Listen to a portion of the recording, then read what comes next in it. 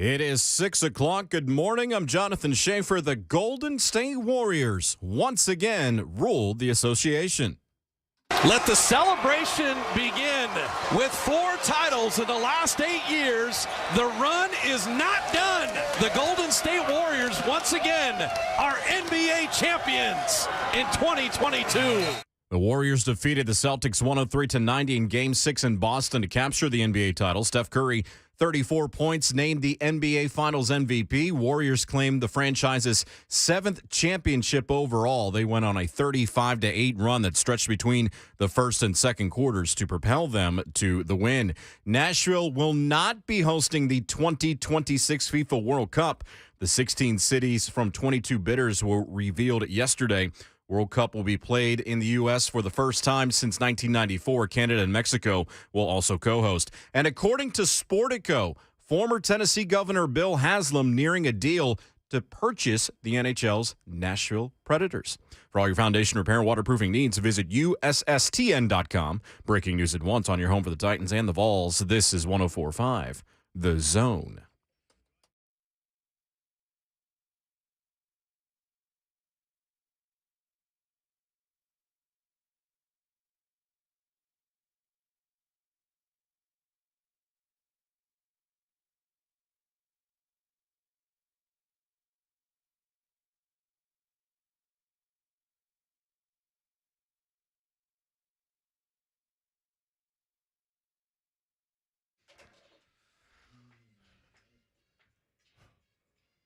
What's happening?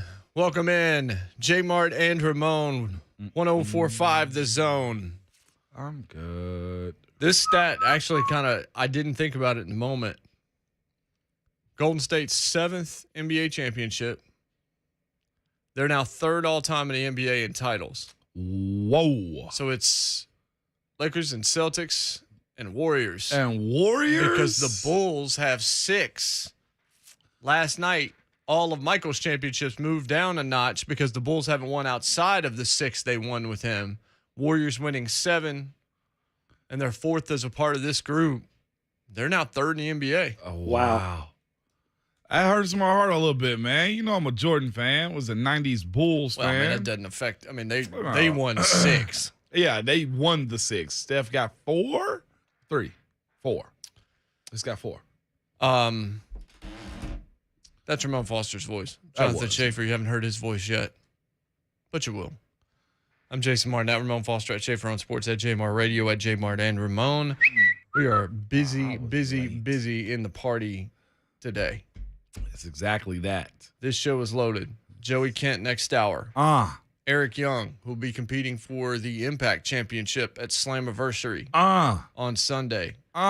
Josh Dobbs in town for the Jack Jones football camp. And Trey Smith also appearing at that camp and coming in here, I believe, in studio to hang with us in the 4th hour. And it's Trey's birthday. That's right. Hey. Look, man, all I'm going to say is if your birthday's on a 17, you're doing right. Hey, October now. 17 right here. Hey, now. You don't care. Young Jay. Hey, you know what? Damn that, Jay. We celebrating, baby. Yeah. Screw it. That's right. If your birthday's on a 17 or got a 7, like January 7th, you are a great person. Warriors win. Whatever. Celtics limp to the end. You start out 14-2, then get outscored 52-25.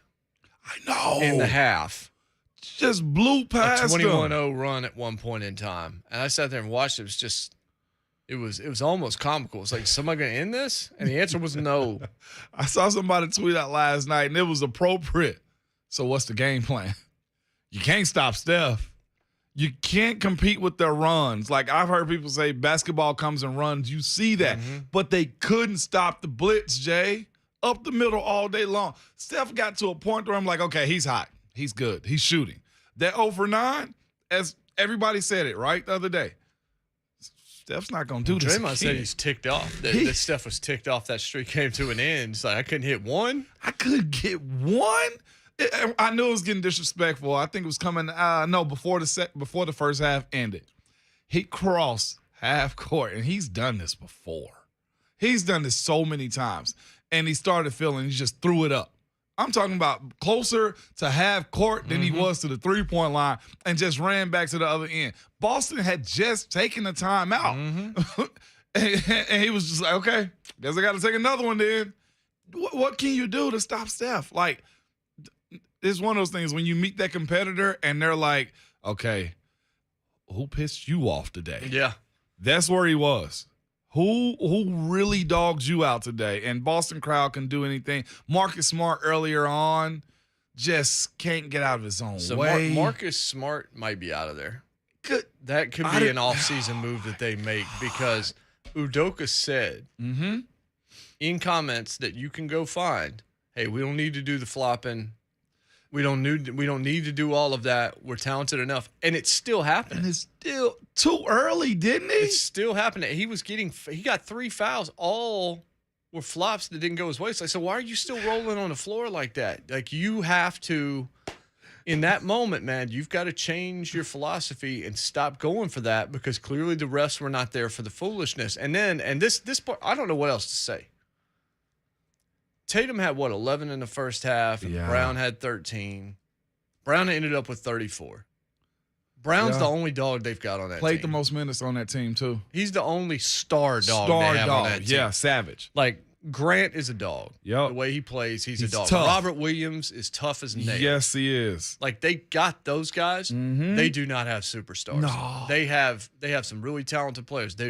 Jason Tatum took a step back. But He took a massive step back. Jaylen Brown held on. Jaylen Brown was the best player on that team throughout the series. And last night, the guy that kept him in, Horford. Yeah. Horford just dragging his old bones, man. Just come on. You said you don't know what to say about Tatum. I mean,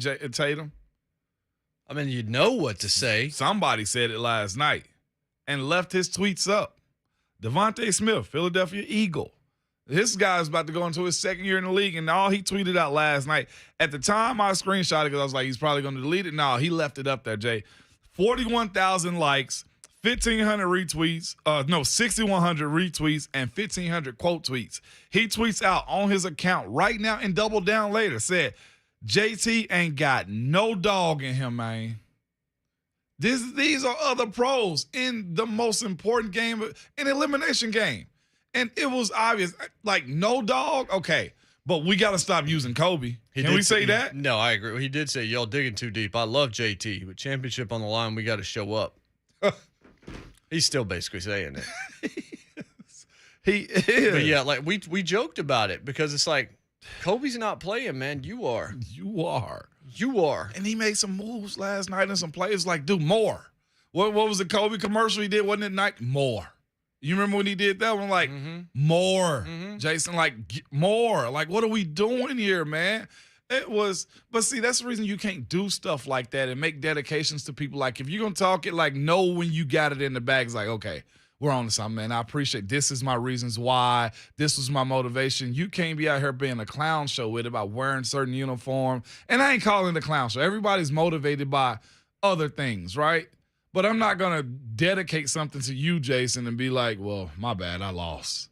That ain't how this works, man. Like, you keep that stuff close. But these days, and John Morant does it a little bit too, get a little overhype on social media, saying and tweeting stuff. Hey, AJ. Did you see Klay Thompson? No. After the game? I miss Klay. You'll appreciate this because this is how petty athletes are. Klay Thompson's got 3 championships, right? Yeah, he does. Back in March, the Grizzlies beat the Warriors in the regular season, 123-95. And Jaren Jackson went on Twitter that night and wrote, "Strength in numbers," mocking the old slogan from the Warriors. Yeah. So last night, and you can find the audio, he said, "Strength in numbers is alive and well." There was this one player on the Grizzlies who tweeted "strength in numbers" after they beat us in the regular season, and it pissed me off so much. Yeah. I can't wait to retweet that thing, freaking bum. I had to watch that. I was like, this freaking clown. And then he's like, sorry, that memory just popped up. You're going to mock us like you ain't never been there before, bro. We've been there. We know what it takes. So to be here again, hold that. Twitter fingers. Can you believe it? Hey. He chose violence. And he kept all his receipts, Jay. I said it was Jaren Jackson Jr., if you didn't say his name. It was Jaren Jackson Jr. And Klay held that receipt from March. Didn't even use it after they knocked them out of the playoffs. Waited until they won the championship. And then, by the way, this clown back in March. Shay, can we get the reggae horns if you're around real quick? Hold up, I'm going to say something. And he's an avid Titans fan. That's the savageness you need, Jay. I see him and he's talking side to side. He's throwing his head around. He was waiting for this win so that he could go there. If you're gonna talk, just know people hold receipts. It's people like Klay that just sit back. And that dude's got 3 titles, and he probably had that thing screenshotted on his phone as motivation. Yeah. The same way the Vols thought they were going to do that with the Notre Dame stuff. And look, that sounded real good. That's where we at. That wasn't supposed to be. You got the audio? This is Klay. Listen to this. I love Klay Thompson for this. Let's go. I can't wait. There was this one player on the Grizzlies who tweeted strength in numbers after they beat us in the regular season, and it pissed me off so much. I can't wait to retweet that thing. Freaking bum. I had to watch that. I'm just like, this freaking clown. Okay. Sorry. That memory just popped up. You're going to mock us? Like, you ain't ever been there before, bro. We've been there. We know what it takes. So to be here again, hold that.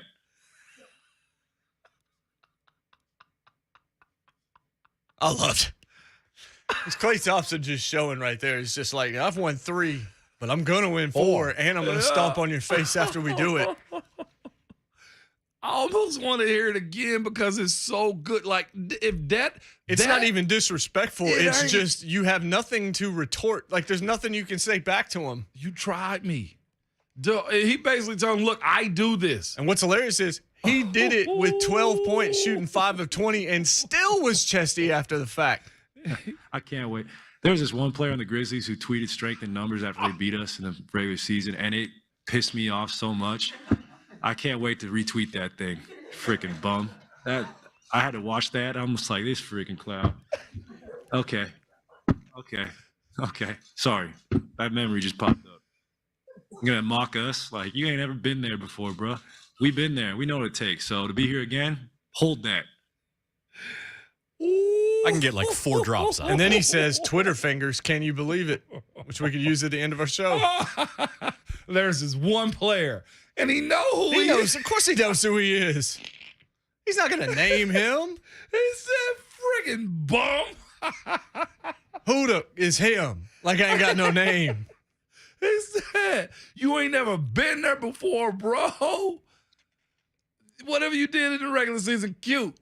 That's all right. It was a tweet after a regular season loss, and Klay Thompson's got it on his refrigerator. That's crazy. Every day staring at it. Wait till we win the championship. Can we place a bet today when they show back up to the Bay Area? Will he have that tweet on his shirt? He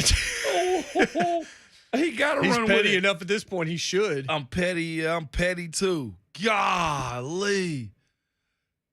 I loved it. I wondered if you had seen it. No. I laughed a lot. Shave, you can play that over and over. That right there is how you do it, people. Freaking bum. He just called him a bum and a clown. No expletives. He wants to make sure that can be played on every show. Ooh.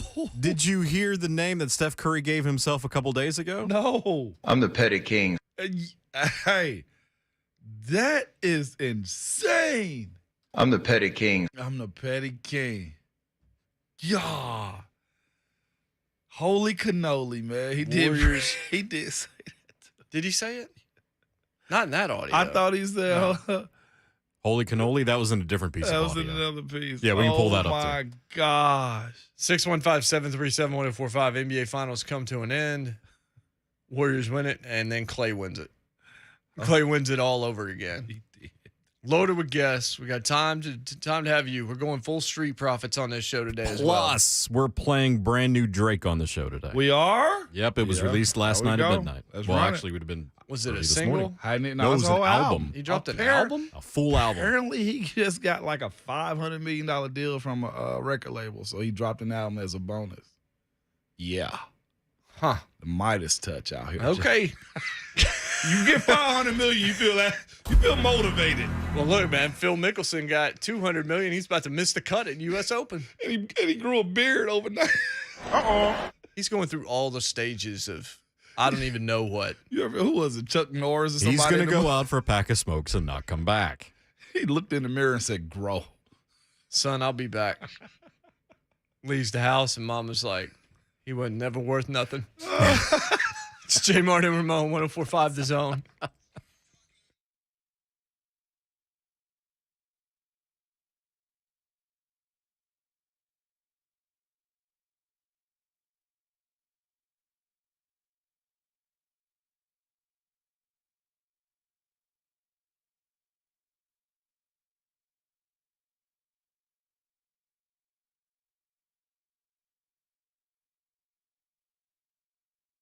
As leaders in disaster cleanup and restoration, the pros at ServPro are prepared for anything. Like when a relief valve on your water heater fails and it pours gallons of water into your finished basement, guess what? ServPro is prepared for it. And or when an electrical shortage in your office space causes extensive smoke and water damage, ServPro is prepared for it. Or a musty odor indicates you might have a mold problem. ServPro is prepared for that too. You need a lot more to help sometimes cleaning up, and that's why ServPro is your one-stop shop when disaster strikes. Not only do they have the equipment and expertise to clean up damage from fire, water, or mold, but they also offer a variety of construction services, ranging from drywall patching and document drying all the way to complete structure rebuilds. There's just one call you need to make to bring your home or business back as good as new and as soon as possible. So if you're in need of cleanup from fire, water, or any unpleasant event, ServPro is always ready to help. Call ServPro, an official downtown Nashville operators at 800 ServPro to see how we can help you get back to like it never even happened. The number is 800 SERVPRO. That's ServPro. Cleaning, restoration, construction, and franchise are independently owned and operated.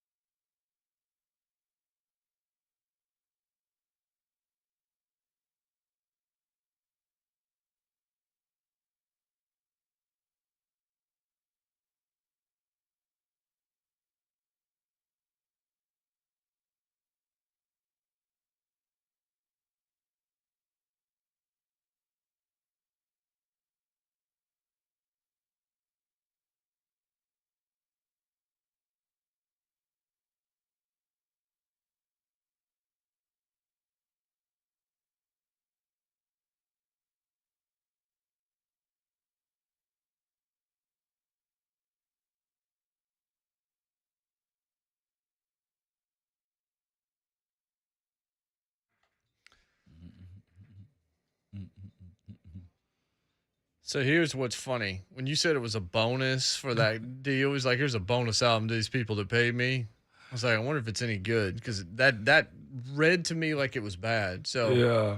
started seeing people in the chat saying, yeah, it's not good. Like, that's kind of what I feared.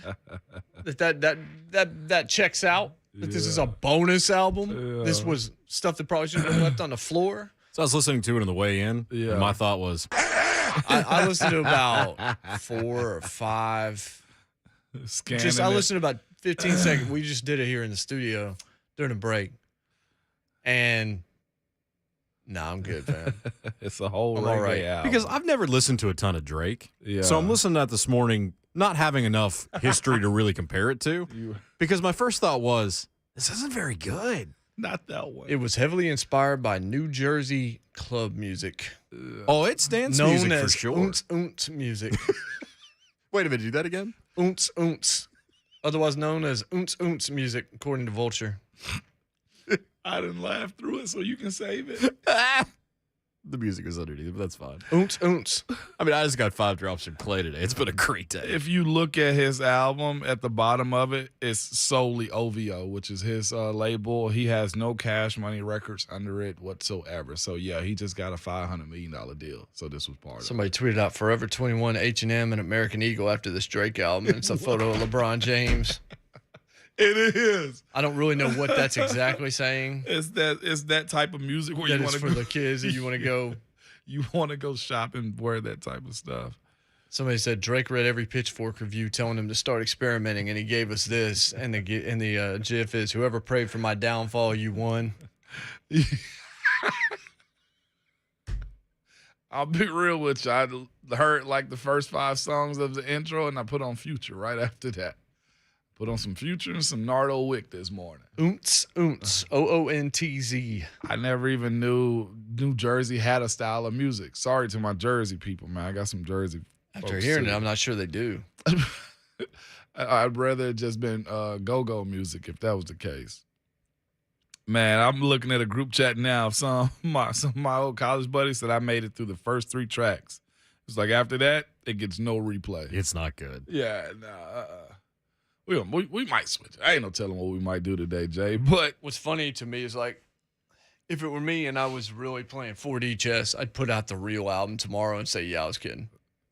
That was a bonus joke album. Then people would call you a genius because you spent the time to make the joke album. It actually had lyrics in it. Yeah. And then you killed it. Well, that's the type of album, if you're finishing up a deal and you want to get out of there, you're just like, hey, here's my obligation, and then you just move on. But this is the first one under his control, Shay. Yeah, it doesn't make any sense. I know. Because it's not good. It makes no sense at all. It's kind of bad. I'm a Drake fan, and of course, he's had the Midas touch with almost every album he's had. At least it's replayable. This one gets no snaps on the Petro, Jay. He can't ride with us on this one. By the way, Klay Thompson weighed in with his opinion on the What'd album. he say? Yeah. You couldn't wait, could you, Shay? I know it. He couldn't wait. This freaking clown. He eviscerated Jaren Jackson Jr., man. I can't wait to use that one during the season.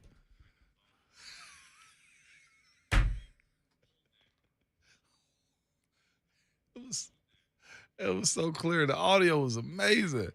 If you didn't know, Golden State Warriors won their 7th NBA championship last night during the Steph Curry era. I said era. It's so fun listening to you try to reset. I know, era. It's entertaining. Era. That's 4 for the group. I'm going to fight you after the show. Without KD, that's a part of it, too. They said they never get back, some experts. I saw them talking about that last night, too. It's pretty cool, Jay. Good for them. It was Steph's team. It always has been Steph's team. It still is Steph's team. Yep. And last night, 34 in a hostile environment. Yep. And meanwhile, you've got Tatum and Brown turning the ball over like it's filled with apple and being sold at McDonald's at 8 a.m. Marcus Smart, on the other hand, not doing his job. Marcus Smart doing the bad Marcus Smart impression. He not really an athlete. Yeah, for real. He let Draymond control, again, the pace of the game last night. He bullied them. he got away with enough stuff, but didn't go over the top as far as the fouls and just having the ability to. He really affected the game. He played defense. He stormed them on as far as doubling and forced them into turnovers, man. His passing game was on point. Draymond does get over the top a little bit with his down-the-court passes. I'm like, Draymond, not every single time are you trying to get a Hail Mary. But other than that, he was good, man. His mama calling him out, it was like, hey, RJ and Miles, y'all have a bad day. Just know Draymond mama is the one that set y'all up. No, he was definitely active. And some of the times it's just like, man, half the time what he does hurts that team. Yeah. And half the time it helps the team. Oh. It just depends on the moment and when they happen. And last night he was more good than he was bad. Twitter fingers. Can you believe it? There it is. Jaylen Brown and Tatum, 10 turnovers between the two of them. There were so many times last night when I saw them with the basketball in their hands, driving towards the rim, ran into trouble, and instead of finding somebody, just threw up straight garbage. Trash. Just awful. I mean, again, resetting when you got other pros talking about your play, even in another sport. I got a feeling Devontae Smith watches basketball. I got a feeling he's also understands. a big Celtics fan. Yeah. But he also just said, about one of his players. JT ain't got no dog in him, man. Can you imagine that? Somebody that's a fan of your team, that's truly a fan of him too, just tweet out and leave it. You ain't got no dog in you. We kind of alluded to it a little bit, like you got a real good – he's a damn good player, right, Jay? There's no mistaking that. I mean, all NBA and everything, like he's a good player. But it's those moments that kind of define you. One of the things that was one of LeBron's biggest knocks was what? Like, can he finish? Can he close? He ain't got that killer mentality. Like, having a killer mentality is also being able to take over a game. You might be called selfish. You might have people, some teammates ticked off at you, but guess what? When you understand the implications, you understand that, look, if I am a guy that has the ability to be selfish enough to carry us, then we're going to win if I'm that good. Think about him, Jay. He's that good. Jason Tatum is that good. He can drag people to the finish line with him. It's like having a good quarterback. Hey, put it on my back. I got this. He went to sleep last night, man, even while playing 40 minutes, 13 points. Like, what are we doing there? He can't show up like that. That's it's unacceptable. Elimination game, unacceptable, Jay. Totally unacceptable. John's in the borough. John, what's up? What's up, John? Good morning, fellas. All right, so first off, congratulations to James Wiseman and James Wiseman only of the Golden State Warriors for getting an NBA title, even though he didn't play. Klay's talking a lot for somebody who has to be reminded that they wouldn't have beaten the Grizzlies had Jordan Poole not ended Ja Morant's season. Like, Klay won, and I'm going to give him his credit. He won. It's not how you start, it's how you finish. Mm-hmm. But put the microphone down and watch your Achilles, man. Like, stay healthy. Don't worry about the Grizzlies. The Grizzlies going to be fine. There we go. I will say this. You can't say what you just said. You can't say only because. Yeah, you kind of proved No, you can't say it. You can just be wrong. Yeah, well, yeah, that's right. You can say it. That's true. You're not. But you can't do the what-if game. No, can't be that one. Because you don't know what happens there. Well, this is the point, though, to be made. You talk trash. I can hold on to it. It's a little bit of motivation. You never know what you're motivating somebody with that. You know what I'm saying? You just never know who's getting motivated behind what you say. They should be a little scared. What's Oh. Hey, they won. Yes, they did. They won. Yep. There's nothing behind it. The motivation purpose behind that was zero with the Vols, okay? No, it was there. They just couldn't handle it. But you never know what people hold on to. Klay held on this for how long, Jay? How long did this tweet go back from him? I think he said March. March 23rd. March 23rd. That is a long time. And I'm sure it was forgotten about. Klay probably didn't tell many people about it, but he said, if we get that opportunity, I'm calling this bomb out from the Grizzlies. And again, I know Memphis don't bluff, and that's going to be a motivational point walking into next season because they got to play each other. They will. This is going to happen. That Memphis Golden State game, if possible, I kind of want to be at it just to see it. again, it's not like Jerry Jackson Jr. is just a scrub either. He's not a scrub. He was all NBA first team. He's number 4 overall draft pick in his draft class in 2018. And then on top of that, he was the league leader in blocks this year too. So it's not like he's a bum, but he called him a bum. And you can do that when you win it all, Jay. That's the best part about sports, man. Look, if you get me, you got me. There's nothing I can do about that. But when that opportunity presents itself, I don't care if you're sitting around watching the game that I'm playing in. I don't care if you're at a birthday party with your kids. You can be at a 5-star, no, you can be at a 3 Michelin star restaurant eating with your boo thing. Guess what? When it's my opportunity to get you, I'm going to let you know. And that's all Klay did last night. Mm-hmm. I ain't mad at that. Excuse or not. He's on top of the hill right now. The Golden State Warriors are your world champion. And truthfully, say whatever they want to right now, Jay. Whoop. What are they going to say? The receipts belong to them. Dumb. Take yesterday. Can I call it dumb? From Skip and Shannon. Oh, yeah, the one I talked about that I showed you they were talking about on TV. Tell them what it was, The Jay. asterisk tech, is that the one we're talking about? Yeah. Does this championship have an asterisk because Steph and the Warriors didn't have to go through LeBron? The answer is no, because that team was trash. Come on, man. Trash. Like that right there, and they'll do it again today. Yep. They'll do the exact same thing again today. And it's going to be terrible now, just like it's terrible then. That was the dumbest Honestly, topic Skip, I've ever heard. Never mind. Believe you, Jason Martin. That was Andrew. Andrew. That was a good one, too. I don't know that we need that on a hockey. Believe you, Jason Martin. No, you should say that. That's pretty good. But, Jay, to say that, is this a valid championship because they didn't go through LeBron? That's just lame. I love LeBron. I love everything about what he's done as a player. Like, he came in as the chosen one. He was all over the magazine, and he did that. He's won 3 championships in 3 multiple championships in different locations. He's done that. It's 4, right? 4 in 3 different locations. Not many have done that. Go to different teams other than Robert Horry.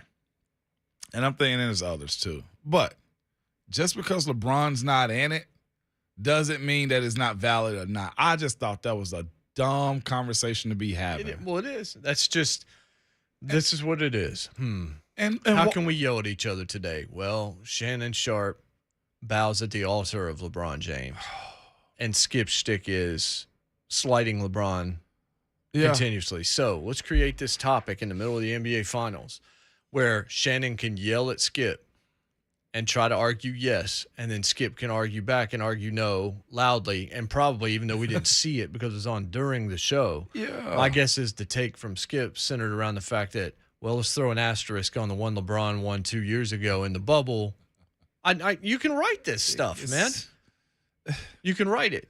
And unfortunately, a lot of people know what they're going to hear and still go there day after day after day to hear that. And I don't know. That's just it's a dumb take. It's beneath anybody. It's not good for the Lakers. No Lakers fan wants to hear that crap. No, nobody wants to hear him say that.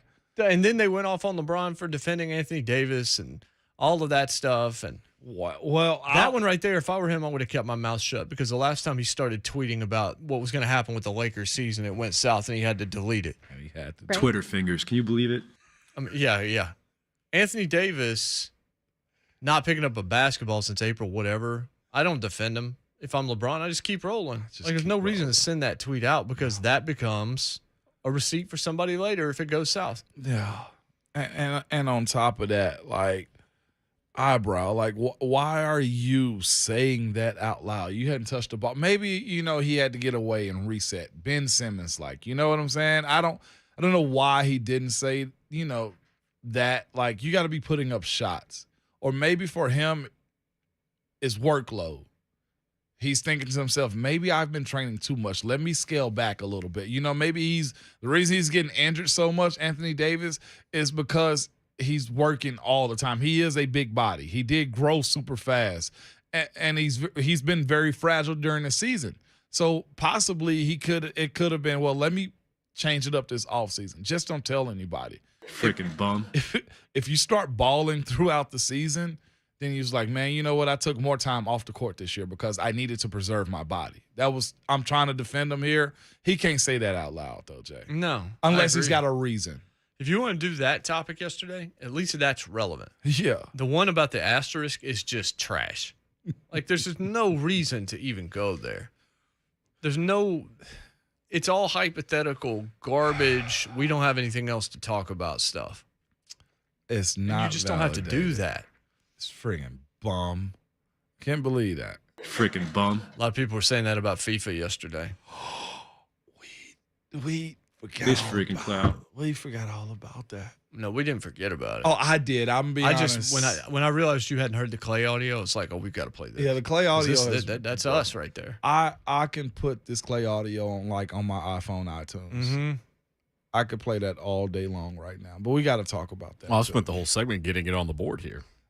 Joey Kent's going to join us at 7:20. We'll come back. We'll start to talk about the World Cup stuff. We'll talk about it into the second hour. Then we'll bring in JK. Then we'll bring in Eric Young on Zoom. Then we will bring in Josh Dobbs. Then we will have Trey Smith hang out with us in the studio in the fourth hour. And we got red Solo Cups over there. And we'll leave it at that. It's Jay Martin Ramon, 104.5 The Zone. You ain't ever been there before, bro.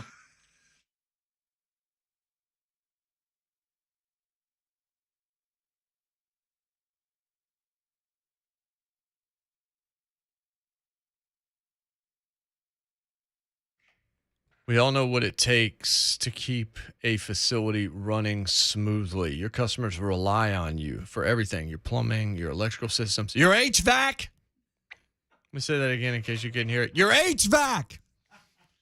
Lee Company offers complete facility solutions from assisting staff to handling all management and maintenance for all your needs. That maintenance includes plumbing, electrical, and HVAC. HVAC. Our friends at Lee Company partner with you to analyze operations, provide actionable data, and handle repairs. Lee Company is ready to help where and when you need them for your facility 24/7 in so many different ways. Your electrical systems, your plumbing, your HVAC. Visit them online at leecompany.com and click My Facility to learn more. Man, you ain't handsome.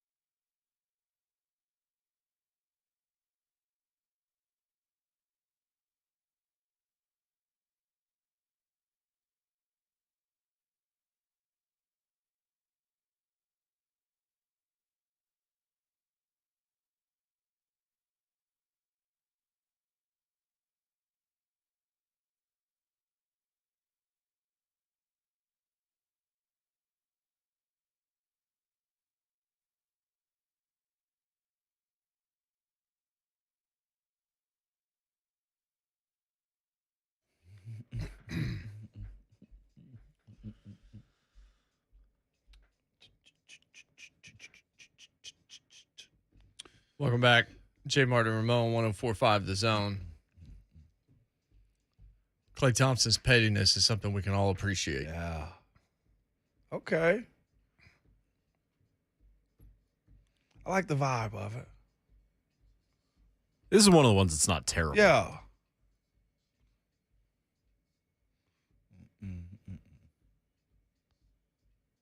I wonder if that was Klay Thompson.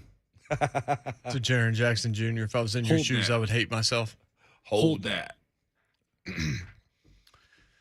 So Klay Thompson back in 2018.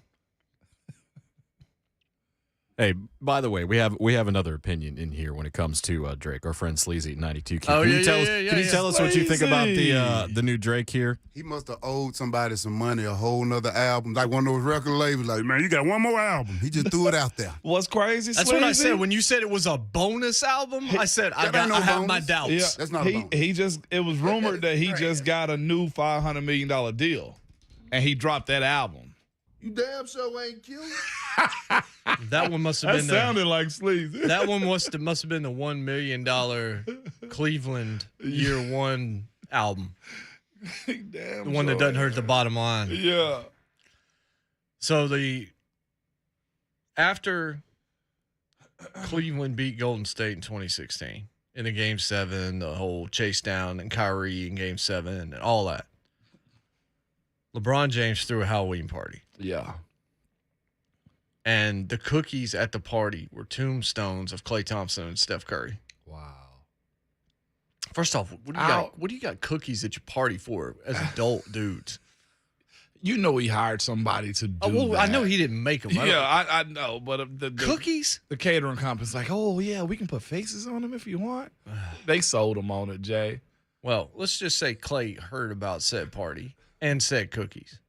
What'd he say? So he was talking to Anthony Slater of The Athletic after the 2 years that would follow where the Warriors with Durant did what they did. Mm-hmm. He said, oh, yeah, that was funny. Look how that turned out. Psst, bums. That was crazy.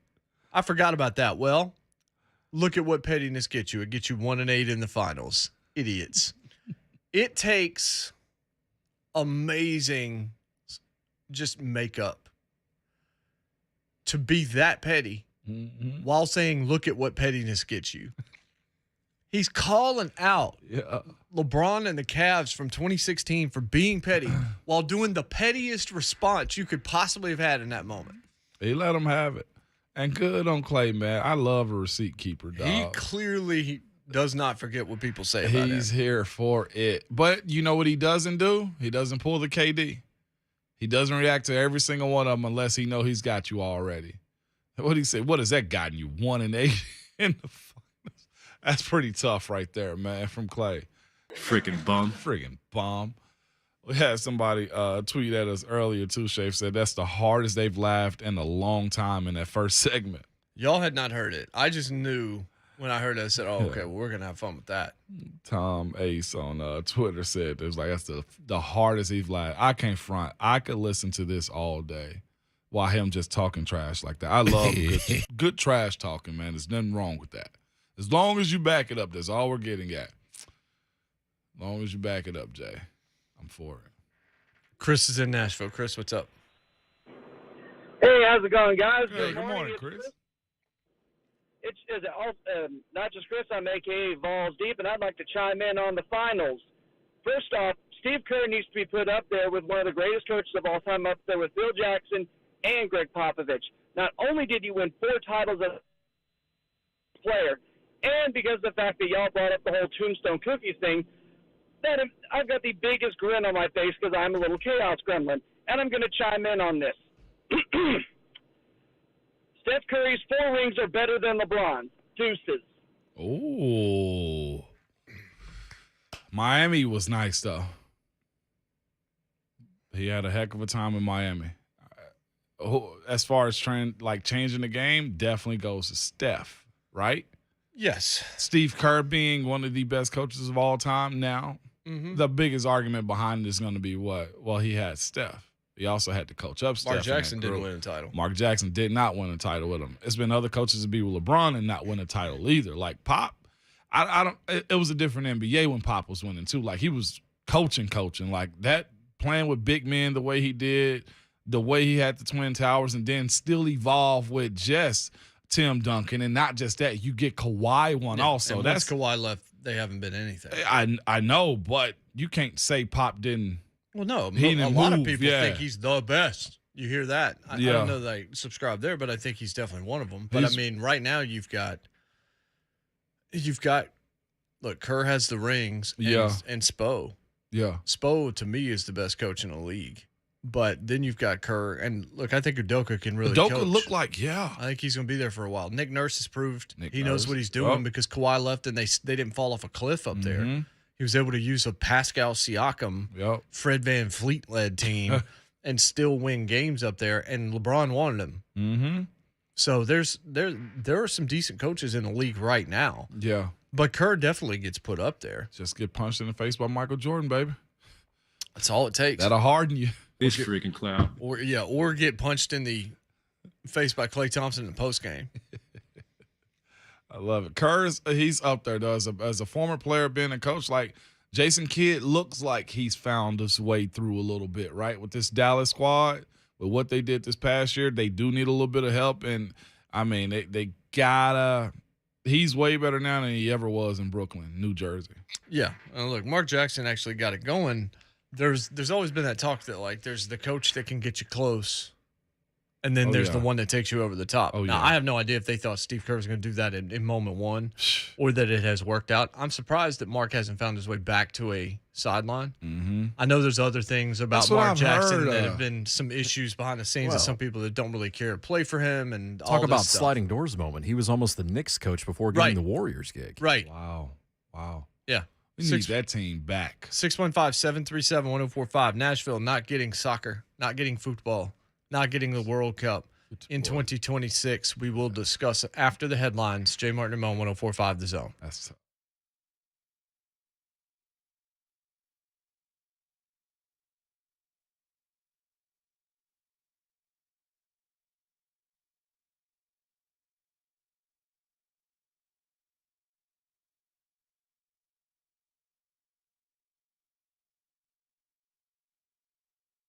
Hey, with home prices on the rise, there's no better time than now to improve the look and value of your home, Jason, if you're trying to renovate it with new windows from Window Nation. Get 2 free windows, my guy, for every 2 that you buy, plus pay nothing for 2 full years. Sounds like a deal to you? It definitely does, especially with Window Nation who know what they're doing. It's not just you walk down the street, hey, I can put a window in your house. We're not talking about that. We're talking about a company that's done over 1 million windows and over 150,000 homes, 96% needing no follow-up service. Average installer's done over 20,000, him or herself. 16 years plus experience per installer is the average. Over 1,500 custom window combinations available. So you have a lot of options here. An A-plus rating with the Better Business Bureau just means you can absolutely trust what's being done. Over 96%, again, no follow-up service because they measure them 3 times. They actually know what they're doing, and they understand that if the windows aren't measured properly, it's a complete waste of your and their time. So the deal is phenomenal. 2 free windows every 2 you buy. No down payment, no interest for 24 months. Again, 2 free windows every 2 you buy. No down payment, no interest for 2 years. You're going to save thousands with Window Nation. What's the telephone number, Mom? 866-90-NATION. That is 866-90-NATION or online at windownation.com.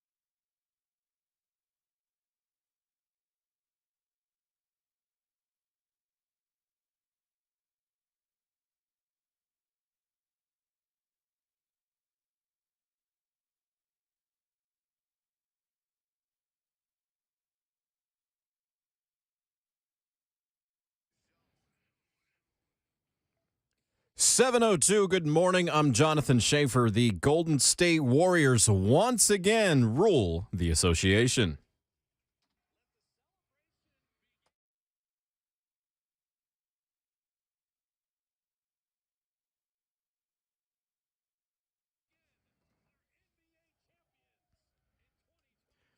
The Dubs defeated the Celtics 103-90 in Game 6 in Boston to capture the NBA title. Steph Curry, 34 points, named the NBA Finals MVP. Warriors claimed the franchise's 7th championship overall. Golden State went on a 35-8 run that stretched between the first and second quarters to propel them to a win. Nashville will not be hosting the 2026 FIFA World Cup. The 16 cities from 22 bidders were revealed yesterday. The 2026 World Cup will be the first played on U.S. soil since 1994. Canada and Mexico will co-host with the United States. And according to Sportico, former Tennessee Governor Bill Haslam is nearing a deal to purchase the Nashville Predators. The team, currently owned by a consortium led by Herb Fritch, is valued at $680 million, according to Sportico, which is 26th in the NHL. The average NHL team worth $934 million. For all your foundation repair and waterproofing needs, visit USSTN.com. Breaking news at once on your home for the Titans and the Vols. This is 104.5 The Zone.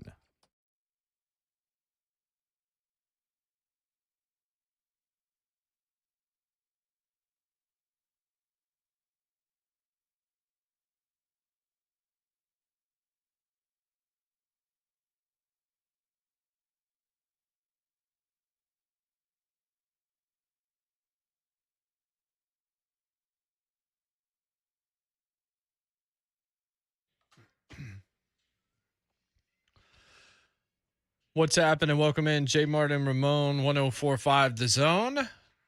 Lifted up by all Four Seasons Garage Doors in Nashville. Ramon Foster, Jonathan Schaefer. I'm Jason Martin. Joey Kent, our pal JK in the next segment. Eric Young, top of the third hour on Zoom. He'll be competing at Slammiversary in the main event, as a matter of fact. For the title. Josh Dobbs, Trey Smith in studio. Dobby boy. Craziness today on the show. So Stephanie McMahon just tweeted out that with the investigation into Vince, she's taken over. She had actually stepped away from the company. It looked like she was moving on, but with the recent allegations into an affair with Vince and a hush money fund and all this other kind of stuff, she is assuming the role of interim chairwoman and CEO. Oh, there's palace intrigue afoot. Look, when I saw that story, I knew immediately what I felt like that was. That's the soft exit of Vince from the company. Is this what? That's the way he gets out. That's his out. That's their out from him. Is this a storyline? Nick Khan's going to end up owning the company. He's going to end up running the company. Is this a storyline though? No. As far as this is real. Yeah. Okay. All right. I was just wondering. Okay. No, he had a consensual affair. Okay. They're investigating that and a hush money fund of $3 million, I think it was. Yeah. And then, of course, when you do that, you find other improprieties and all this other kind of stuff. But the timing of it, I think we're moving towards a Nick Khan-led WWE and Vince finally being put out to pasture in terms of day-to-day. I saw Vince trending, but trending along with him was Trish Stratus also. Why? What was the correlation there? I missed it. I don't know. That was an on-air. That was an on-air affair. Yeah, well, but people are probably bringing that up because of the way that was a storyline. That was a storyline. The way they acted in the ring that day. Yeah, that was a storyline thing. Okay, but that's why people are bringing that up because of what's going on. I was like, hold up, she got something to do with this too, or what Vince got going on? Like with a lot of power and money, Jay, people act out sometimes. Man. I mean, I don't know who it was. I need to see who it was, but there's been talk that Vince and Linda haven't lived together for decades, and all of this other kind of stuff. It's Renee Dupree that said that. Mm-hmm. I have no idea. This is stuff that you've kind of heard in back channels for a long time, but the important point here is that Steph's taking over the day-to-day as the interim chairwoman and CEO. Yeah. Interim champ until CM Punk comes back up. Right. Interim. Speaking of that, also, her leading the company, we sent the thread. Well, we sent the text yesterday about a move that Cleveland did. As far as women, CEOs hiring a and woman. GMs, They signed yesterday Catherine Raiche, however you say her name, the Cleveland Browns assistant GM. Catherine Raiche becomes NFL highest ranking female executive. And my comments was, cool, Cleveland, but no. I mean, look, if she deserved that job, and maybe she did, then it may not all be as cynical as you could take it.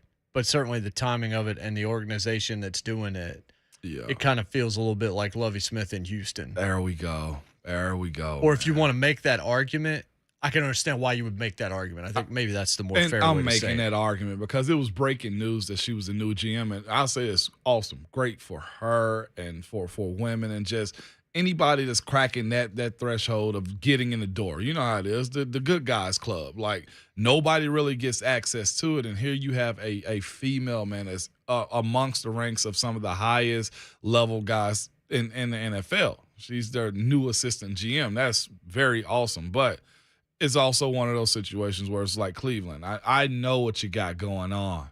This ain't going to help him, but I appreciate this. This was good on y'all. And they also, I think, have one of the highest minority and women hiring processes in the NFL, aside from what Tampa was doing was Bruce Arians. But Cleveland, you still got one speck of poop in your ice cream, and nobody wants it. What's funny is, like, if you look at it, it doesn't seem like most people reporting on this want to go to the place you just went. Nobody wants to go to celebrate it like it's a great thing. And then every response to it is Deshaun related. Yeah, good on her. She worked her way to it, but my initial thought was, cool. I mean, like I said, she was in the 40 under 40 in Forbes list, and she's a name that's been out there and a name that you expected to make these types of continue moves. to ascend. But she's assistant GM, vice president of football operations with the Browns. Speaking of the Browns, Haslam. Yes, sir. Now there's a Haslam in Nashville. Oh, potentially with the Predators. I was going to say, as soon as the deal goes through, right? What I was surprised about was that the Preds were number 26 in the NHL in value. Yeah. Not that I thought they were top 5 or something, but 26 seemed lower than I was anticipating. 30 NHL teams? Pretty sure. Yeah, I would have given Nashville a whole lot higher ranking when it came down to that. I'd have gave the Preds 20 at the lowest. You know, just overall, just fandom. But I guess it's a young franchise still. The Stanley Cup run was only once. They have been a playoff team. But, I mean, it depends upon revenue projections and sales and also building. And there's so many other factors. There's a lot of factors that go into it. Oh, for sure. Absolutely. So attendance at the Stone is really good, right? The attendance is fine. It's fine. Merch, all of that. They've had the Winter Classic. I mean, the exposure's been there is what I'm saying. I just expected a little bit. And maybe going from 20 to 26 is a matter of $500,000 or something like that also. What's the selling price for this, $650 or $680? $658 or something like that, somewhere in that neighborhood. So, I mean, that's a lot of cake. $680 according to Sportico. That's a lot of Or at least cash. that's what they have them valued as. We don't know what the actual money is. Okay. Yeah. That's a lot. And it was something that was released 9 o'clock last night and came out of nowhere like an RKO. But again, you do have to remember, you're more fond of this city than outside a lot of other people are. It's still on the come up. It's not exactly. It's not Boston. It's not New York. It's not LA. It's not Tampa. See, in our mind, we're a major city because of what we can provide. Yeah. According to the rest of the country, we're a mid-market size city that people go and have their vacation there. Right. And I even saw the people that were upset about the World Cup. Some of the argument was just like, nobody can throw a party like us. Look what we did at the draft. Now it's just like, but they don't care. No. Like, that's not. FIFA doesn't care how big the party is. Oh. They care about logistics. They care about attractions. Also, international flights. Well, and when you also looked at city size compared to the other cities that they were bidding against in the U.S., Nashville was right there at the bottom, or one of the 2 or 3 smallest in terms of cities. And again, everything that we can do, and it's remarkable what this city, especially in the past 25 years, has done, and how quickly it's done it. Yeah. And Butch Spiriden's one of the most important figures in Middle Tennessee sports history and what he's been able to do here in the past 20 to 25 years. Right. But the stadium situation and what they're going to do there with the Titans and the new stadium and the timing of the World Cup, I don't want to speculate how much of a role that had with FIFA, but it had to have played some kind of a role with that. After seeing the cities that were selected and thinking that we here in Nashville have everything that we need, when you look back and say a world event like the World Cup said no to you, even though you made the short list, like legitimately it's time to start thinking about the infrastructure, the roads, the baseball stadium, Jay, to your point, I agree with you. It's got to get a little bit better. Public transit in and out of the city has to get a little bit better. That's a huge part of all this. I know, yeah. When you're looking at it from a world structure. From the world the stadium structure. is too. Yeah. But Butch Spiriden point blank said that to Buck 2 days ago when he was on with them. He was just like, we're on the fence about this in terms of getting this bid. And one of the things that he said was that FIFA is concerned about ongoing construction and what the condition of Nissan Stadium could be in 2026 and all this. The timing of talking about a new stadium. Yep. I read this in multiple places yesterday. Is at least receiving a good bit of the blame. Really? For this failing. Whether fair or not, that's at least one of the places people are going Ain't no to. fairness in business, though, is it? Not to that. When I got X's and O's and I'm typing it into the computer, like that's what we're looking at. And we've been talking about transportation in it. Like, we don't have a real HOV lane. We don't. Mm-hmm. You know what I'm saying? Like the ride shares, we don't really have strong ride shares in the city as far as people getting in and out. The amount of like hotels that are being built is almost like, okay, yeah, it's cute, but it's kind of late. You know what I'm saying? Like, there's a bunch of that. And I'm not bashing it. It's just that. What do you mean it's kind of late? What do you mean by that? As far as the planning of it, like, you're still on it. It's the ongoing aspect of it to where you're properly trying to plan for it. Like, L.A. has it. Well, you had the hotels really before you had the expansion of infrastructure is what you're saying. Yeah, that's what I'm saying. Like, that's got to happen. If we want these type of things, then somebody's got to get in power. Look, if we got to get better roads, we got to get wider roads here for as much as we've grown. Like, I heard somebody speaking about it. Here's the issue with the wider roads. There's only so far you can go in terms of that. So you're looking at alternate forms of transportation and infrastructure. So Super Bowl, where are we at on that still? Now that World Cup said no, the thing is that you can get the stadium, let's say in 26. Okay. Let's just throw that out. Yeah. But then the Super Bowl could be even 4 or 5 years later than that. That doesn't mean the Super Bowl is immediately going to be at the stadium. Mm-hmm. I think it puts you in a good position because it seems like if you build a new stadium, you get a Super Bowl. You've seen that in a number of different spots. Nashville is the kind of city that maybe isn't a one-off city because of the way that they bring people to the yard when it comes to that. I could see them getting Super Bowl on a, every decade or something. I don't know what it would exactly look like, but the stadium concerns, and then as you mentioned, your Uber and Lyft ain't gonna be enough for the World Cup. It's not, and it's FIFA. And FIFA does weird stuff. And what they did here is they picked big markets over Cincinnati and over. I mean, they picked Kansas City. But Kansas City's in a better infrastructure in a better infrastructure place, and they happen to have Patrick Mahomes with their MLS program and all the other stuff that's going on there. But you look at all the other cities. I mean, the ones that cost Nashville would feel like to me Atlanta, Boston, and they're all bigger cities. Those are bigger cities. It was a little bit of a gut punch. And here's the thing: not just bigger, like twice to 3 times, if not more, the size. Yeah. So we have to remember that this is. Meanwhile, the petty champion is on TV. Yeah, the audio's. But here's the other thing: look at it the other way around. Yeah. Of course, you're disappointed that it's not here. Yeah. Well, look at where you're at. The fact that you were even considered in the first place, and you could put in a competitive bid. Short list. Right. Yeah. So I think maybe looking at that in the wrong perspective. I was telling Jay, I heard Will and Lucas were on 3HL yesterday, and every city that was picked, you felt like a knife was put in their back, man.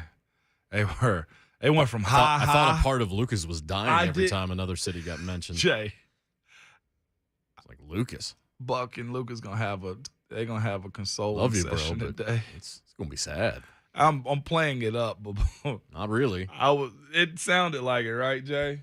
We got Joey Kent on the other side. We'll talk about that legendary play. We'll talk about the football season, end of the baseball season. You know what we do with JK. It'll be a fun conversation. He was at the Jeezy show last week, too, wasn't he? Yeah, he was. He was vibing out. So we can talk about that as well. Joey Kent, and then the guests just start running and they don't stop until the end of the show. It's Jay Martin on 104.5 The Zone.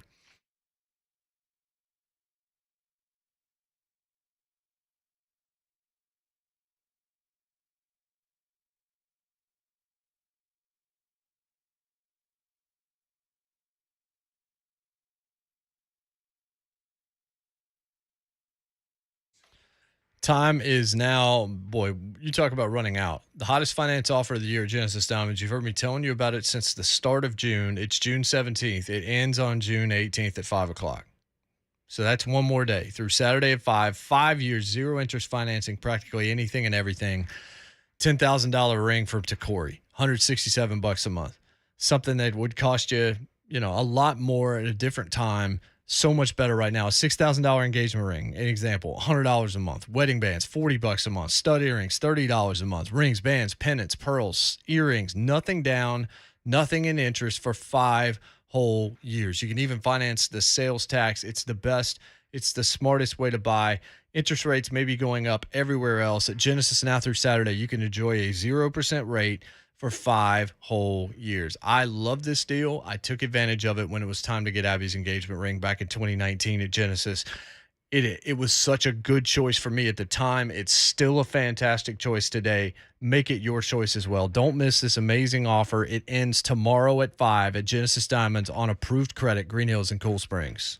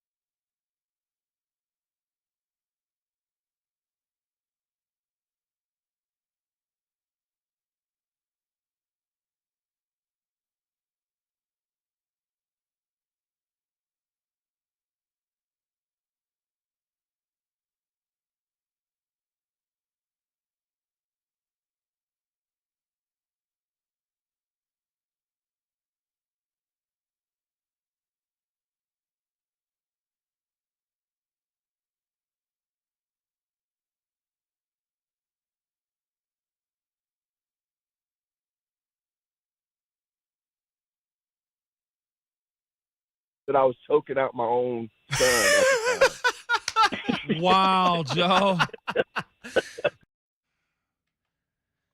That was JK. Here's music you won't hear this weekend in Omaha. Hey. Oh, what are you doing? Man. What, just advertising the College World Series this weekend. Ain't nobody worried about that anymore. Now, Joe, you're going to get Joey on us be like, I don't work with this fool anymore. See, I was kidding. Right there, man. I was kidding. All was well. That was about the Dobnail boot play, I believe. Josh Dobbs will join us a little bit later. Yep. Yeah, he will. As well as Trey Smith. But from, well, you know who Joey Kent is. But that legendaryplay.com is where you can get a really good Father's Day / birthday / anything gift. Yes, right now, buy one, get one item, 25% off with the code LegendaryDad at that legendaryplay.com. I got 2 of them in my house. That's not enough. We bring in Joey Kent. JK, what's going on? What's up, Joe? Hey! I see what you guys are doing. You have me on, then you have Trey and Josh Dobbs on. You want the old head perspective from me, huh?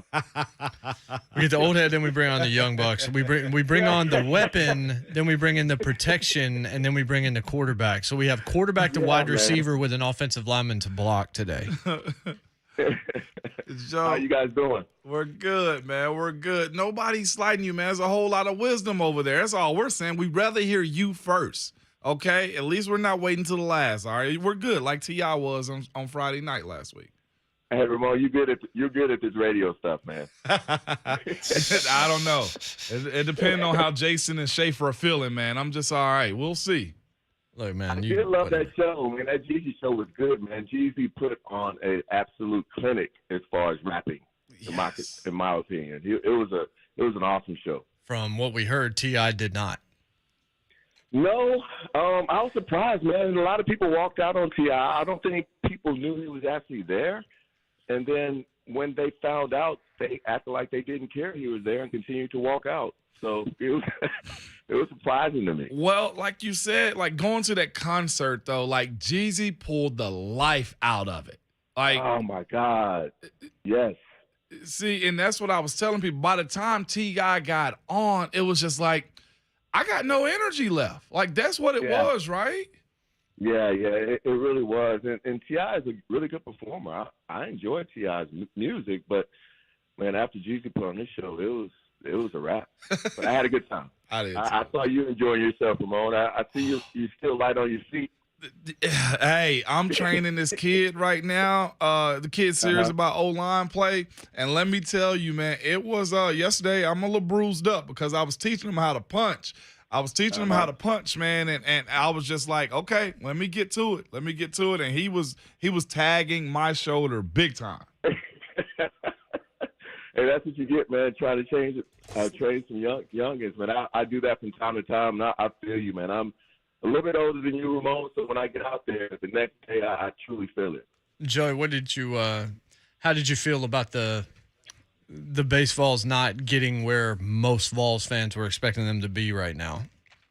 Man, it's just extreme disappointment, right? Like everybody, they were the most talented team before Arkansas last year not making it. They were the most talented team making it to Omaha. It's the life of a Vols fan, though, man. Over the last, 10, 15 years, though, it's just like you have these moments where you get invested in a team or in a game, then something tends to happen.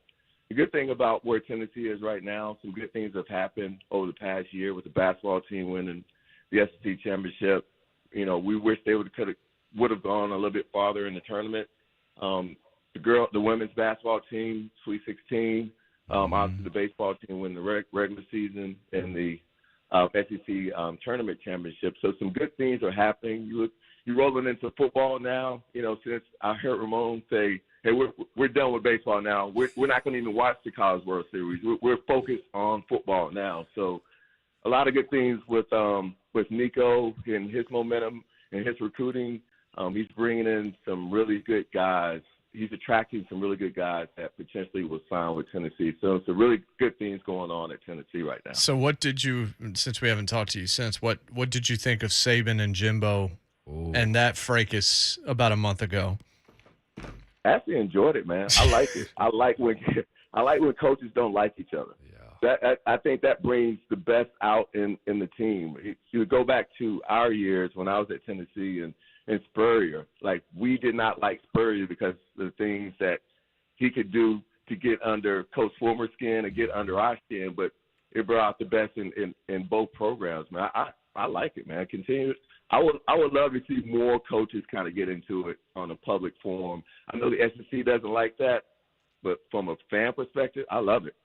I'm with you on that. The more the better when it comes down to just saying how you actually feel. We know, like, this is the thing too. We can trash talk each other and also compete and be friends afterwards. Like, that's I think a huge misconception when it comes down to, well, you're supposed to hate them. Like, Joey, I'm sure some guys that popped you or you got back also, they're just like, man, that was a cool guy though. Yeah, for sure, man.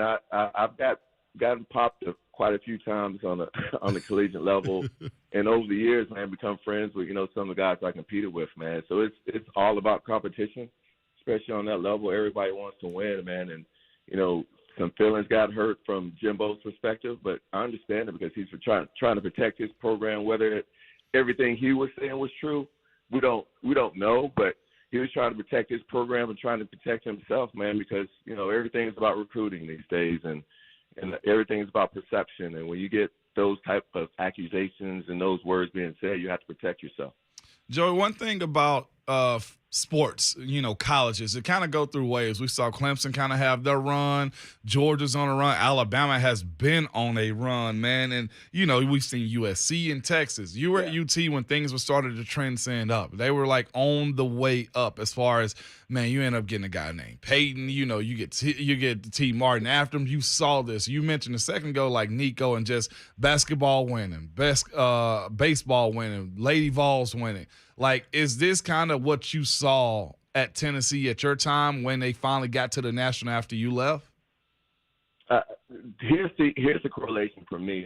It starts at the top with the president, the chancellor, AD, and the head coach being all aligned. And we had that at Tennessee back during my time with Joe Johnson, Doug Dickey, Coach Fulmer, all being aligned and realizing how important football is. They have that now with Dante Plowman, our AD, and, Coach Height, man. They're all aligned, and they know how important Danny White, our AD, they know how important football, how important football is to the school, how important football is to the athletic department, and they're all aligned and they want to win. So I think that's the correlation. And when you have that alignment, good things start to happen. You see it happen all across the board with, the soccer team, the track team, football, basketball and baseball, man.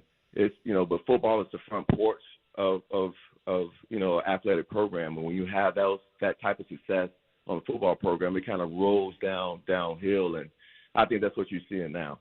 So we saw what happened last year. Joey Ken, of course, is with us here on Jay Martin and Moan, and we got. If you're a Vols fan, you had something to be hopeful about and excited about after watching last year. So, what are you looking at right now? How do you feel about the football program as we're getting closer and closer? We're still, a couple months away, but we can dream that it's closer than that. But we're getting closer and closer to football starting. Where do you find yourself right now as it relates to the football team? As we know, the quarterback position is the most important position on the field. And when you have a guy like Hendon Hooker, who has experience and did well last year, and he's returning this year with, another year under his belt, I think that's where you start. We have, Cedric Tillman is coming back, and he's a fantastic wide receiver. He's going to be one of the top wide receivers in the draft next year. We're training well offensively. We still need some more playmakers that can come in and help. We got Brew on the outside. I think Dalen Hyatt, I've talked about him, a few times over the last times we talked, man. I think he's going to benefit from Cedric Tillman's attention and Brew's attention on the other side, man. I think he's going to have a breakout year this year. Defensively, we have some pieces. We have Jeremy Banks. We have Tyler Barron and Young. We still need to shore up the back end for, everything I've been reading and talking to the coaches today. We have some younger guys that are hungry that's going to show that they belong this year. So I'm excited about the program. It's probably the most excited I've been since, last, 10 years or so because of what Hype brings to the program, his play calling ability. He's going to be a year better. It's first, second year in the SEC. It's tough, man. It's tough kind of getting your bearings down a little bit, but he's going to be a year better.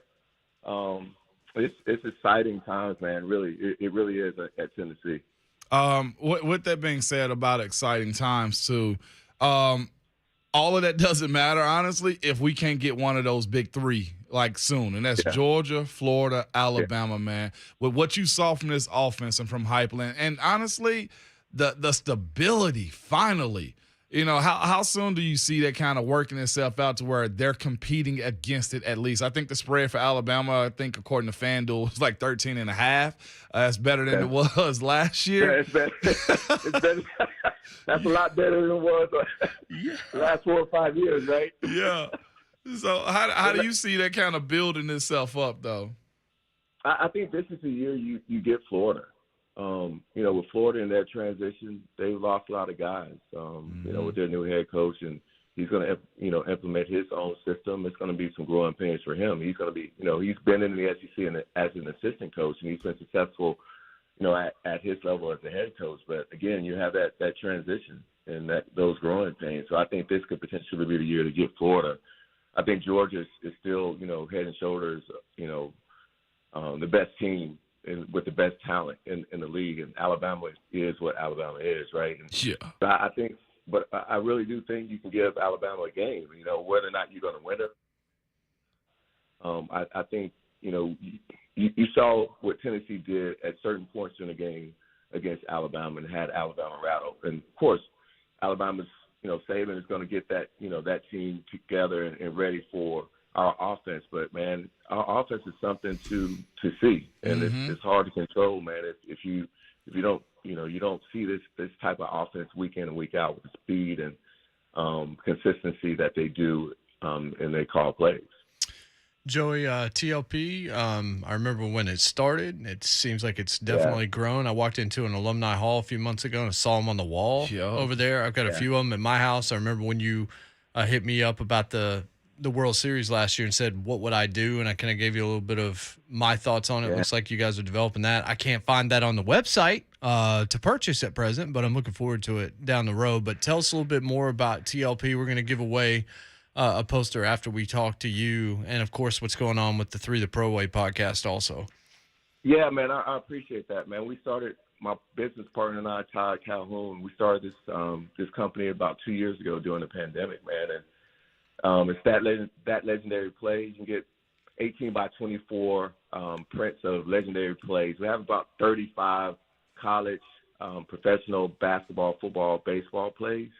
And it's an 18 by 24 print of X's and O's version of your favorite play. And so we have this, this Father's Day push. I know Ron and Ramon has been on this Father's Day push over the past week, man. I'm with you. I'm holding that flag too, man. I'm really holding that flag, and it's a great Father's Day gift. And if you think you can't get that order, by Sunday, I think guys or understand if your wife came to you and said, "Hey, I have this fantastic gift that I ordered, but it won't be here until Wednesday," I think you would understand, man. Or you can grab a gift card off the website. But we're excited about the company. I'm meeting Josh Dobbs today to expand our signature series. He's part of that with his Hail Mary print. Man, we're excited about where the company is. Good. And actually, I was wrong. I actually was going through the website. I didn't realize there were more pages. Now I found the Braves Astros home run from last year. Merit. I see that one is there. It looks good. So what about your print is on the way for sure. Ramon, we have a classic series. We have the Immaculate Reception coming up next week. So I will definitely, I'm pretty sure you have a small Pittsburgh section in your man cave. Yeah, I've seen it. Come check it out, Joe. It's embarrassing. Check it out, man. It's not small. It's not small. No, it's not small. It's about as big as my house. Hey. Joey, don't laugh too much, man. Don't act like you weren't in the suites the other night too. I saw you. You weren't in general population. Hey, I was giving tickets, man. I was just happy to be there. But seriously, man, I'll send you the Immaculate Reception, man. It's a pretty cool print that we developed, and it's going to be available for the general public next week, man. So we're excited about the classic collection as well. How's the podcast going? Man, it's been fun, man. It really has. We've had some really interesting guests on Three the Pro Way. We have athletes, entertainers, politicians. We have Brad Hopkins coming up. Wow. On Monday. We had a really good conversation with him, and Brad is a professional, man. He tried to turn the interview around, and he started interviewing us, but we got control of it. We ended up having a really strong conversation about Titans, about his career, about his son, right? His son, Bryson, who's a Super Bowl champion, and how that came about in the relationships. And he talked about Steve McNair, talked about those great Titans teams of the 90s, and making his transition to what he's doing now in the financial space, man. So it's been fun to really sit down and just talk to people and let people tell their story. Everybody has a story, right? Yeah. And typically after people do our show, they're like, man, that was fun, because you don't get a chance to talk about yourself. At least I don't. A lot of people don't feel comfortable doing it. But after you sit down for an hour, 45 minutes to an hour, and kind of really run through your life, man, you kind of learn stuff about, obviously you learn some stuff about the guests, but the guests kind of learn stuff about themselves and open up. And it's been a really cool podcast, man. So I would, ask you guys to try Three the Pro Way. You can get it on Apple or any of your podcast platforms. And yeah, man, it's been fun. Well, it's going to continue to grow as everything you do is. It's Father's Day weekend. I'm sure you're going to have fun with the family, JK. I've told Ramon this, and I've told Ron this.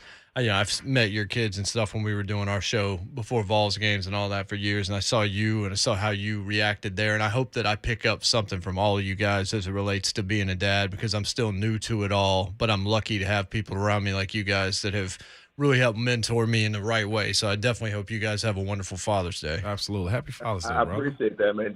Just don't choke out your daughter, and we'll be fine. If you see a big time play, just don't do that, J Mark. Don't do that. Don't follow that example. Well, make sure. Look, we might end up playing that audio because we got Josh coming on. So make sure your son is out of, like, you can't get to him. Make sure your wingspan, there's enough distance, because the audio might be too much for you. I think he's forgiven me. I just got caught up in the moment, man. That Hail Mary was a moment. That was a legendary play, right? And I got caught up, man, and I almost choked my son out. But hey, he's living. He's 15 now. He's sophomore in high school, so he's good to go. Yeah. Good stuff, JK. Have a wonderful weekend, brother. All right, guys. Thanks for having me on. Yeah, man. That's JK. Joey Kent. Be caller number 5 right now. 615-737-1045. Your chance to win one of a kind, that legendary play poster. It's T. Martin's 79-yarder to Peerless Price. 9:17 left. Put the Vols ahead. Help Tennessee win the BCS National Championship. These are nice. This isn't just like a basic poster. It's a heavier weight, kind of plastic print. It looks fantastic. This is an awesome company. Of course, we love JK and everything that they're doing. But that legendaryplay.com, 5th caller will win a That Legendary Play poster. Suitable for framing. T. Martin's 79-yarder to Peerless Price. Good luck to you as part of Dad's Week here. 615-737-1045. More in a moment here on The Zone.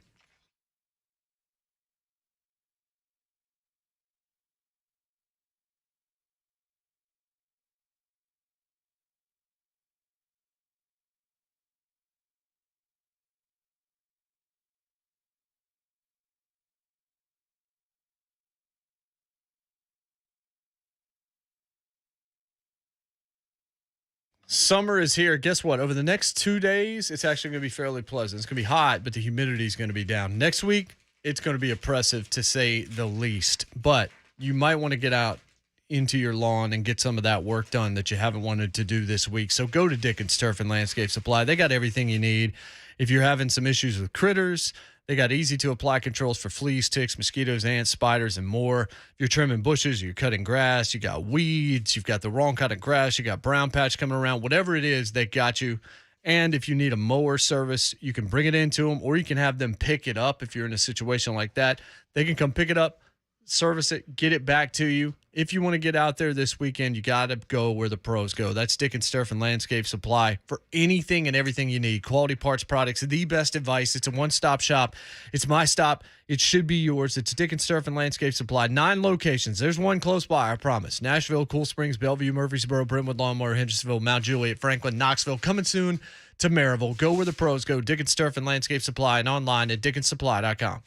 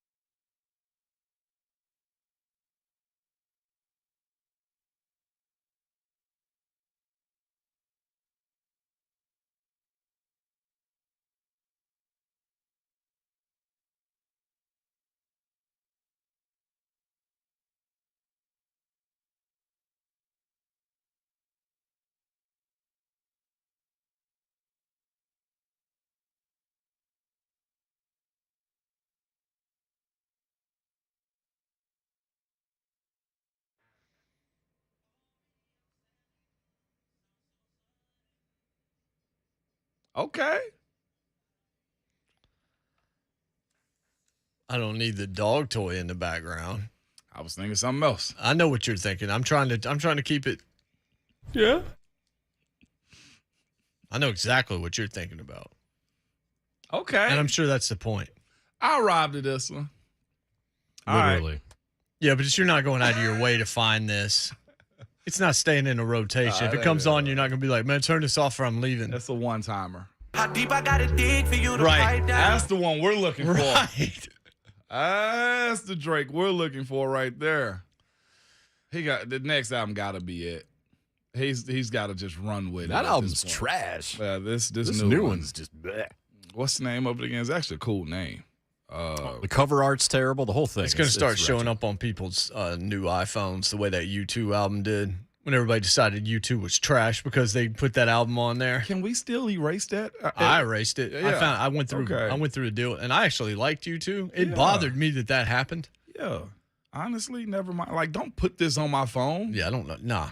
Yeah. I'll make that decision. Yeah, thank you. I don't need your shovelware. Thank you. I don't need your bloatware. It's because they struck a deal with you. Like, come on, man. Bums. Yeah. What did he say? Hold that. Holding it? Clowns, hold that. Oh, hold that. This freaking clown.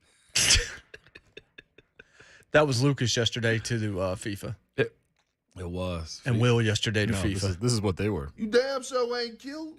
They tried to. You ain't handsome. That was FIFA to Nashville. You damn sure ain't cute.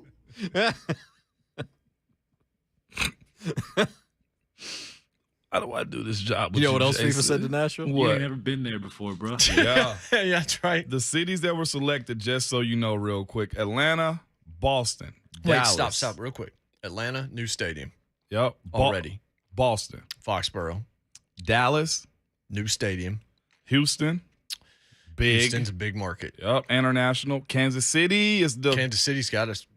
They're new. They're actually probably going to be one of the next in line to build a new stadium, but they're just in better shape. Los Angeles, LA's got obvious. Miami, Miami's got new stuff all the time. Philly, Philly is Philly. New York, New Jersey, Again, New York is New York. San Francisco / Bay Area, UL. and the biggest soccer market in the MLS right now, Seattle. Yeah. And it's not just that, too. It's the surrounding cities where they can play also, And again, right? other than Kansas City, those are all big cities. Huge cities. Can you imagine losing to Kansas City? Like, when we went there, it didn't seem like a lot, but I'll say their layout as far as getting around, it's a little bit easier. So here you go.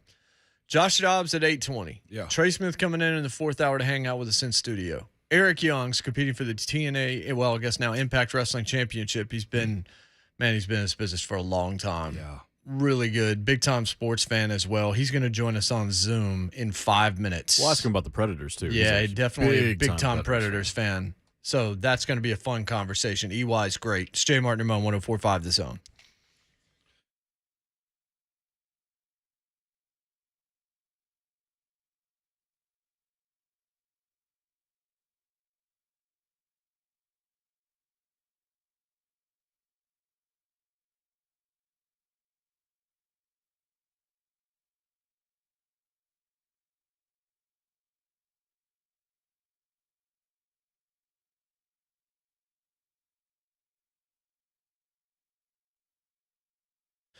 Hey, if you're noticing bricks cracking, windows, doors sticking, regardless of whether it's super hot or super cold, Boeing basement wall, chimney leaning, concrete, clearly not level, steps sinking, all these are possible foundation issues. So you got to have somebody who knows what they're doing to actually get the job finished, the right plan for your situation. When it comes to foundation repair, it's United Structural Systems and no one else. Sometimes you hear it's this company and then it's everyone else. No, it's USS or nobody.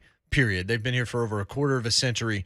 A+ rating with the Better Business Bureau. Integrity and reputation off the charts. Locally owned, not a franchise. They customize solutions for homeowners depending on their needs. They are problem solvers, not problem creators. They're not going to come there and say, actually, we also found X, Y, and Z when none of that is true just to make a quick buck. That's not how they operate. They're going to fix it if it needs to be fixed. Otherwise, they'll wait and earn your business down the road. That reputation and that amount of trust is worth anything you have to pay. And by the way, you don't pay until they're done. If they do have to do work, that's the very last step. It's all in your hands. Over 23,000 satisfied customers can tell you can make this call, and you got to. These foundation issues just get worse. They don't go away. They devalue your home. This ain't the time for that stress. 615-227-2275 is the telephone number. 227-2275 or online at ussTN.com. United Structural Systems.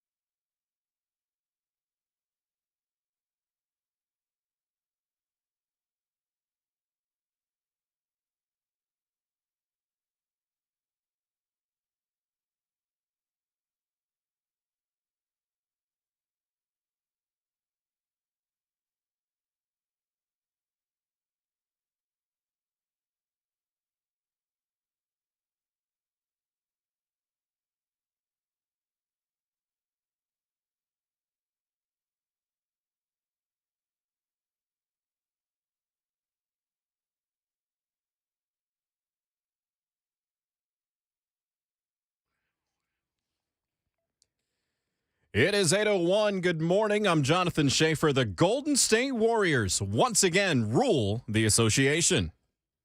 Let the celebration begin. With 4 titles in the last 8 years, the run is not done. The Golden State Warriors, once again, are NBA champions in 2022. The Dubs defeated the Celtics 103-90, Game 6 in Boston to capture the NBA title. Steph Curry scored 34 points, was named NBA Finals MVP as the Warriors claimed the franchise's 7th championship overall. That's 3rd best in the league. Golden State went on a 35-8 run that stretched between the first and second quarters to propel them to a win. Nashville will not be hosting the 2026 FIFA World Cup. The 16 cities from 22 bidders were revealed yesterday. The World Cup will be played on U.S. soil for the first time since 1994. Canada and Mexico will co-host with the U.S. And news that broke late last night, according to Sportico, former Tennessee Governor Bill Haslam is nearing a deal to purchase the Nashville Predators, the team currently owned by a consortium that's led by Herb Fritch. According to Sportico, the club is valued at $680 million. For all your foundation repair and waterproofing needs, visit USSTN.com. Breaking news at once on your home for the Titans and the Vols. This is 104.5 The Zone.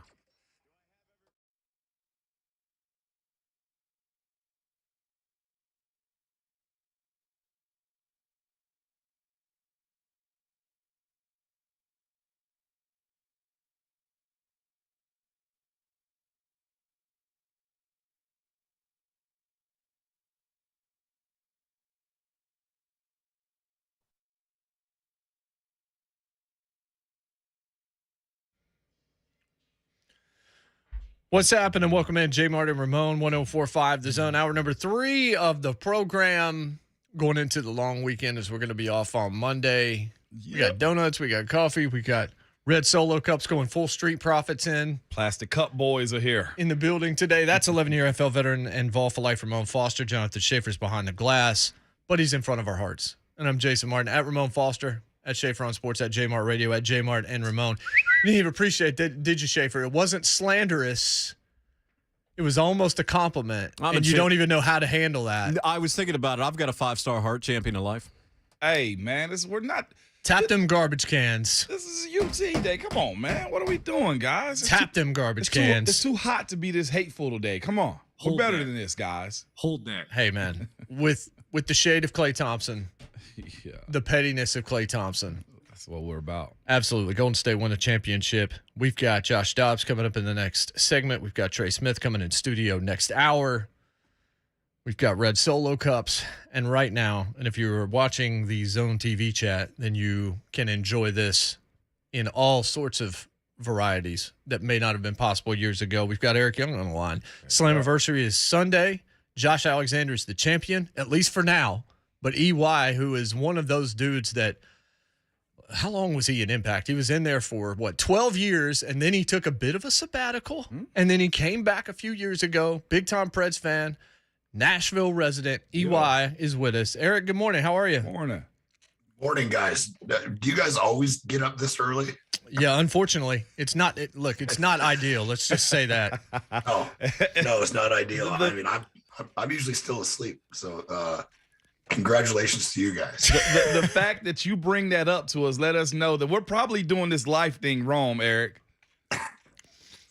I don't know. I mean, I would not say that I've done anything right in my life except for my wrestling career. So yeah, do not follow my lead. I'm a bit of an anomaly. Yeah, you were definitely an anomaly, EY. Like, you are a guy that I've seen a lot of people do a lot of gimmicks in pro wrestling. I've never seen them take them seriously, no matter what they are, work in very out-of-the-box, unorthodox fashions, do it in a different way. We had Mickie James last week, and I told her I was shocked that TNA/Impact was still around, because the third show that happened, I was actually on that show. I was working for Bill Barron's in Georgia at the time, and they put me on that card to do like an extra role or something like that. I walked out of there thinking, no way this place survives, and still it does. Mm-hmm. And you've been there forever. You're one of those guys that really, you've come of age as part of Impact. What does it mean to you to be in a spot where Slammiversary is celebrating a 25th, it's a 25th anniversary of that company, that promotion beginning? Yeah, I think if you would asked anybody 20 years ago or 18 years ago or 10 years ago that, Impact or TNA or whatever you want to call it, certainly Impact now, wouldn't be around. And, as a person that, you were there the very early on and saw, how it operated, and we're shooting these pay-per-views out of this tin shed in Nashville at the fairgrounds. Like it's amazing. And for me to be such a big part and be around for all the iterations has been a really cool experience. It's my home. It's my pro wrestling home. There's no doubt about it. It's where I learned to become the pro that I am. It's where I've, accomplished most of my milestones in my career. And it's springboarded me to having my own TV show and traveling the world and doing all this other stuff, and opened a ton of doors, man. And I've lived in Nashville since 2004. This is my home. I could live wherever I want. And I choose to live here because I love this city. And being here on 20 years anniversary, it's 20 years to the day, right? June 19th, exactly 20 years ago to the day was the very first pay-per-view. So it's a lot of cool storytelling, a lot of cool circumstance, and to be in the main event for the world title is everything you dream of. It's crazy. We had Mickey James in here, as Jason said earlier last week, and just her alluding to the fact of, this starting off in a shed, in a barn, just the growth of that, to see this baby just kind of, like you said, be in these bigger venues, last this long, man. You got to kind of be proud of the fact that you laid it out, because as athletes, you always try to say, I want to lay down some tracks that's going to last, that you remember, and you're a part of that too. That's got to be huge, considering it was literally a shed/barn that you guys were coming up in. Yeah. I mean, that's I can remember pulling up there. I don't know if you guys had ever been to the barns over on the Nashville Fairgrounds. They're obviously much improved now, but I mean, they were just literally like four sides, a tin shed. And, the air conditioner worked sometimes, but I can remember it just being crazy hot in there in the summer. But that's the birthplace. It's something about the history of it. And Nashville is obviously a massive pro wrestling city, massive sports city, in general, which is one of the reasons I love living here. Just being part of that fabric. I mean, I'm certainly not the only reason, but being a big reason that the company's still around, and being around for all of its ups and downs, and seeing it grow and where it is today. And it, almost not existing 2 or 3 years ago. And then it, Scott D'Amore and Anthem Sports bringing it back, and it's seen in over 100 countries. It's a huge digital presence online that everybody knows. I mean, I don't know, I'm too old to understand any of that, but that's how people consume stuff now. And it's just a complete honor and a privilege. And I'm living my dream. I know it's cheesy, but every day I wake up, I'm doing exactly what I wanted to do when I was 3 years old, and that's not lost on me. It's a very rare thing. Look, EY, you're more, I don't know, I feel more at home when you're a heel. This is way too babyface right now. Like I don't need, there's too much gaga happening right now in our ring is what I'm saying to you. Yeah, well, you can't be that turned up all the time. It's exhausting. I don't know if you caught any of the show last night. I caught a man's head with a turnbuckle. I destroyed the ring and pile drived him on the boards. So I got to take a day or two off. I got to be rested for Sunday. So you guys are getting the cordial, Eric Young. Oh, well. I'll take it. I don't want my head cut open, Jay. Sure. There you go. So do you feel more at home being an Impact? I mean, the NXT run was solid. The Sanity was strong. That was a good group. It got over well. It seemed like Hunter really knew how to meld with you and your personality. It didn't work out nearly as well, obviously, on a main roster, but that's a story that more people can tell than can't, it seems like, that have made that transition. But does it just feel different? Does it hit different for you being an Impact because of just the familiarity, even with Scott D'Amore and the Team Canada stuff that you led into when you first joined the company and everything else? Does it just feel different being an Impact? Yeah, I mean, I don't think it wouldn't have mattered what happened, at NXT or the main roster.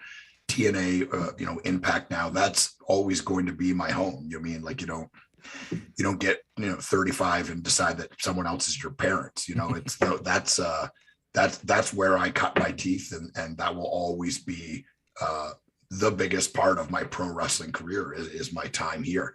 Obviously time served. And I've been here for, 16, 18 years of the 20, probably closer to 16, I guess it is now, 17 almost, but it's my home. It's I think, definitely how I'll be remembered. I think in 5 or 10 years, when you think of Impact, either you're doing the Impact Mount Rushmore, everybody loves making lists and whatever. Like, I'm not going to be on everybody's list, but I'd be on a lot of them, I think. So I've done a lot of different things there and been a huge part of the company for a long time, and will continue to do so. This Sunday will be no different. So the Predators, we know how big a fan you are. Obviously, there was news yesterday with potential sale of the team. How are you feeling about your boys? Yeah, I mean, for me, I don't know if it changes anything. I don't think the ownership was ever a problem. It's interesting to me that you can make a $600 million purchase and nobody can really know about it until the last minute. That's an amazing skill by those guys. But I mean, I don't walk in those circles. I don't know any of those people. So knowing about it, I think it did kind of come out of nowhere. There was really no buzz. I don't know if you guys knew anything, but nobody was saying anything about it. And then all of a sudden yesterday it was it was everywhere. And now it feels like it's a done deal. So for me, I mean, I think as long as ownership is solid, and obviously they have money, which is never a bad thing. And the family is a family that owns sports teams and owns things and know how to operate sports franchises. So that's always a positive, as long as they stay out of the way and let hockey people make hockey decisions. And I mean, the reality is we've got to sign Philip Forsberg, and that's first and foremost, I think. And I don't think I'm not saying anything anyone doesn't know. Yeah. Sounds like he's putting his hand in the pot for a GM now. I think most people would be in agreement there. So obviously with Slammiversary coming up, we will give you the opportunity here as we close up to give us, shade Josh Alexander, your opponent in that match, however you choose to. You have a large audience right now in front of you willing to hear you basically just run him into the ground in advance of Sunday. Yeah, I mean, I could do that. I could run him into the ground, but the reality is me and Josh are very similar in a lot of ways. He believes things differently and looks at the world differently than I do, but both of us started in Southwestern Ontario, Canada. I mean, the reality is I had just started wrestling for TNA when he just started training. So I feel a little bit this is this kind of like full circle thing, and it was inevitable at one point or another. The truth is you can't teach experience. I've got 27 years of it. I've been wrestling almost as long as he's been alive. And come Sunday, the respect is there. There's no doubt. I respect him as a pro and as a person that worked hard, but none of that is going to matter. I am not afraid to hurt him and not afraid to take what he holds most dear, and that's the world title. And I will do that on June 19th. I will start my third reign as world champion, and the celebration in Nashville will be on for sure. Violence has been chosen. Yeah. That's what we're looking for. That was a subtle, just knife jab right there. It was, you didn't have to be loud right there. It was very subtle, and you don't need to be loud. It's a lot creepier when you don't. Ooh. It's actually more effective when you don't yell during a promo most of the time. EY, man, it's good to catch up with you. We're looking forward to seeing that on Sunday, and I imagine that is going to be a very violent affair. It's going to be something special, and I've said this in interviews leading up to it. People are going to talk about this match in 30 years from now.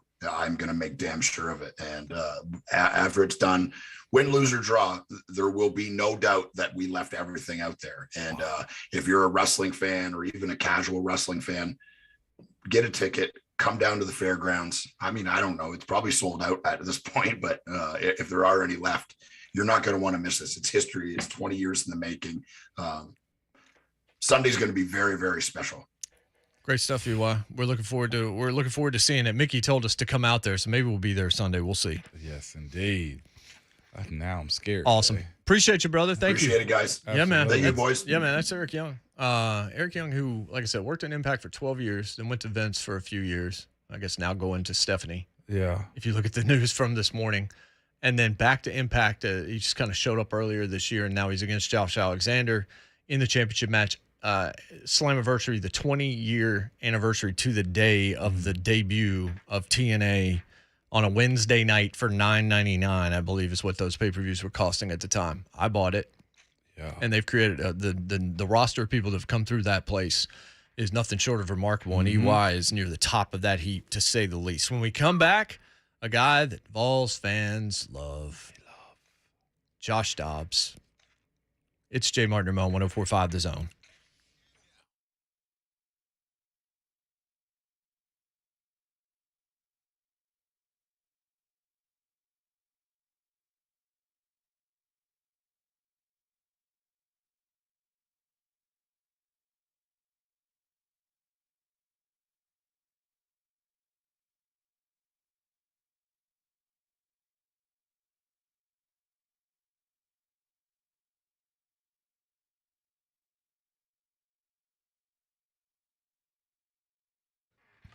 Mortgage Investors Group has a new tool for you to help you fight rising interest rates. It allows you to pre-qualify and lock in an interest rate while you shop for the right home. Once that rate is secured, then you got 90 days to find and purchase your new home worry-free. You've also got a float-down option that's going to allow a rate renegotiation should it improve from that original locked-in rate. So it's all on your side of the table. Mortgage Investors Group's Lock, Shop, and Save program is available for conventional, for FHA, for VA, for rural development loan types. No contract required, no upfront fees. You can switch to any other program once your property's identified. I want you to get in touch with Mortgage Investors Group, because Lock, Shop, and Save, that's something you're not going to find most places. And that's why Mortgage Investors Group is the Southeast leading mortgage lender. They want to make sure you get that right home loan, because they're committed to making sure you end up with the home buying goals you want and that you see them through. See what their customers have to say. Tell you this every day. 2,600 plus reviews on Zillow will tell you there is an MIG difference, and it is a good one. Find the office nearest you by going to migonline.com, or you can text 3 letters, MIG, to 31399 and get pre-qualified. Mortgage Investors Group, the right home loan, equal housing lender, license number 109111.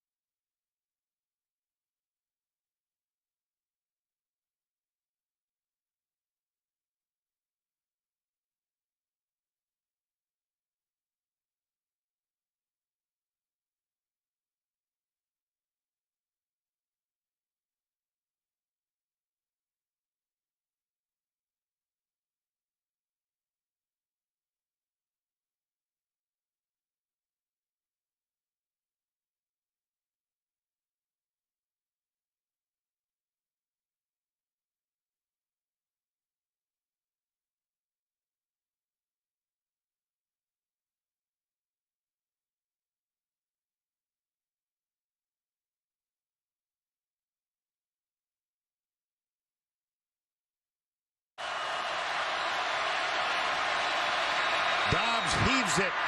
They're bunched up in the end zone. It's tipped up. It's caught.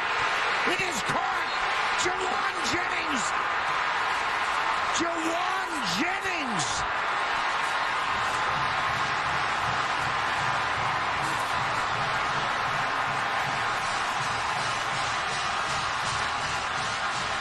Another hobnail boot. Yeah, so you know what that call is.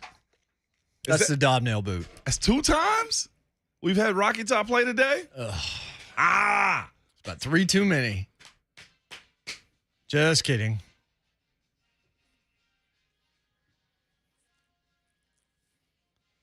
Here it is. Oh, Rocky Top, you'll always be home, sweet home to me.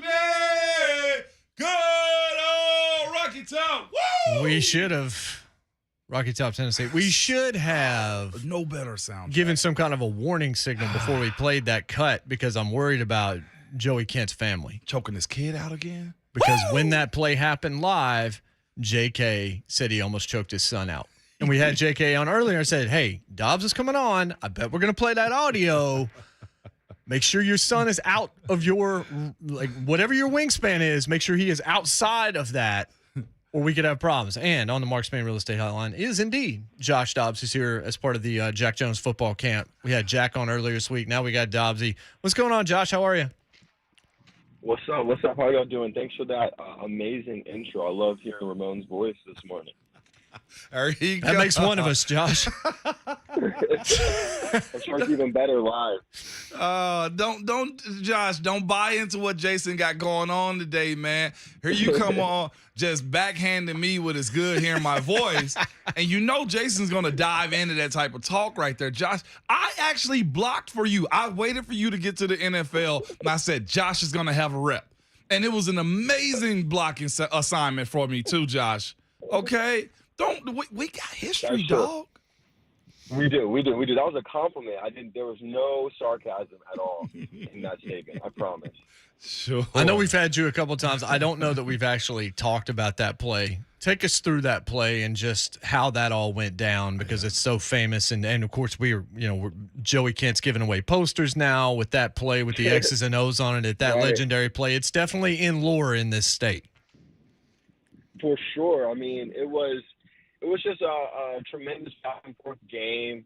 On the road at Georgia, that's a difficult place to play from. So that was a great game.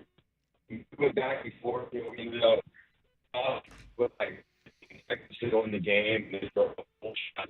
All right, I'm gonna put you on hold. Oh, please tell me you through the Tennessee mountains, Josh. Go ahead, Jay. You want to set him up? If you hear us. No, it's like Shape's talking to him right now. Like the phone's going out on a little bit. I know he's on the drive here. If that ain't a Tennessee curse, we got to make sure.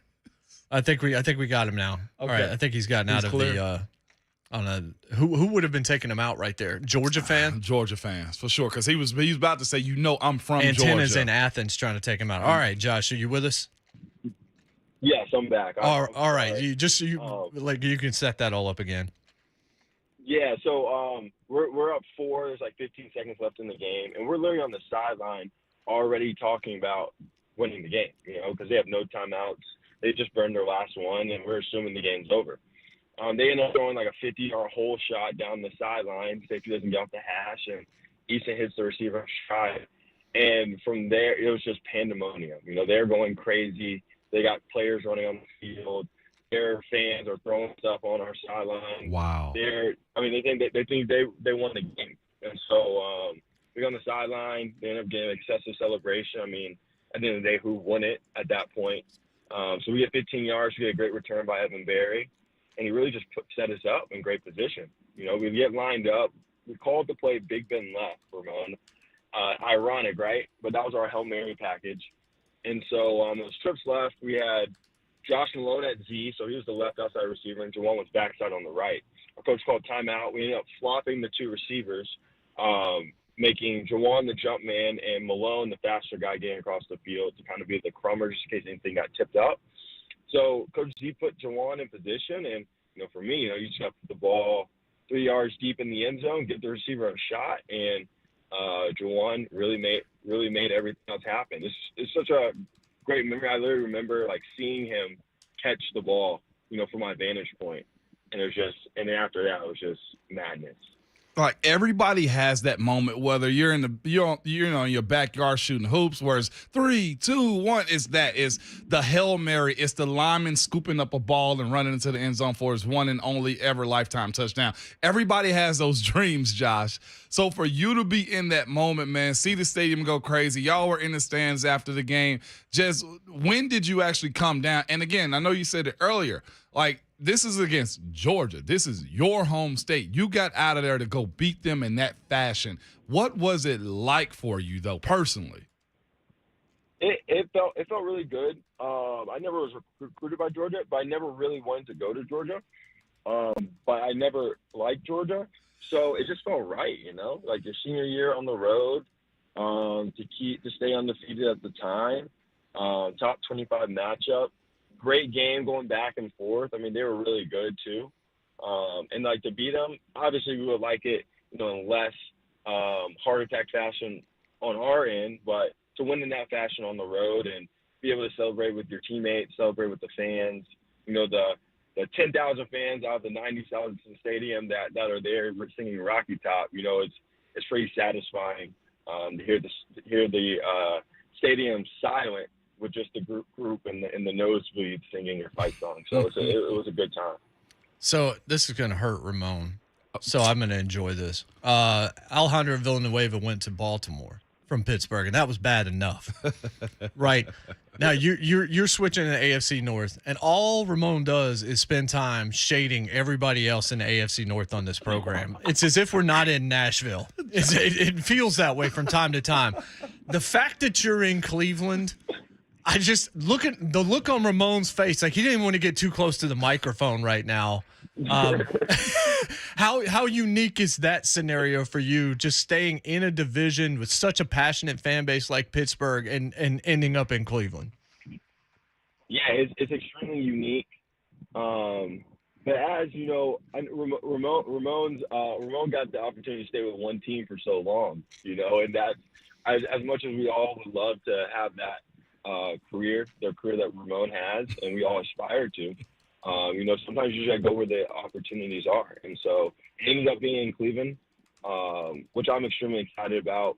Just like Pittsburgh is an extremely passionate fan base with the Dog Pound storied organization.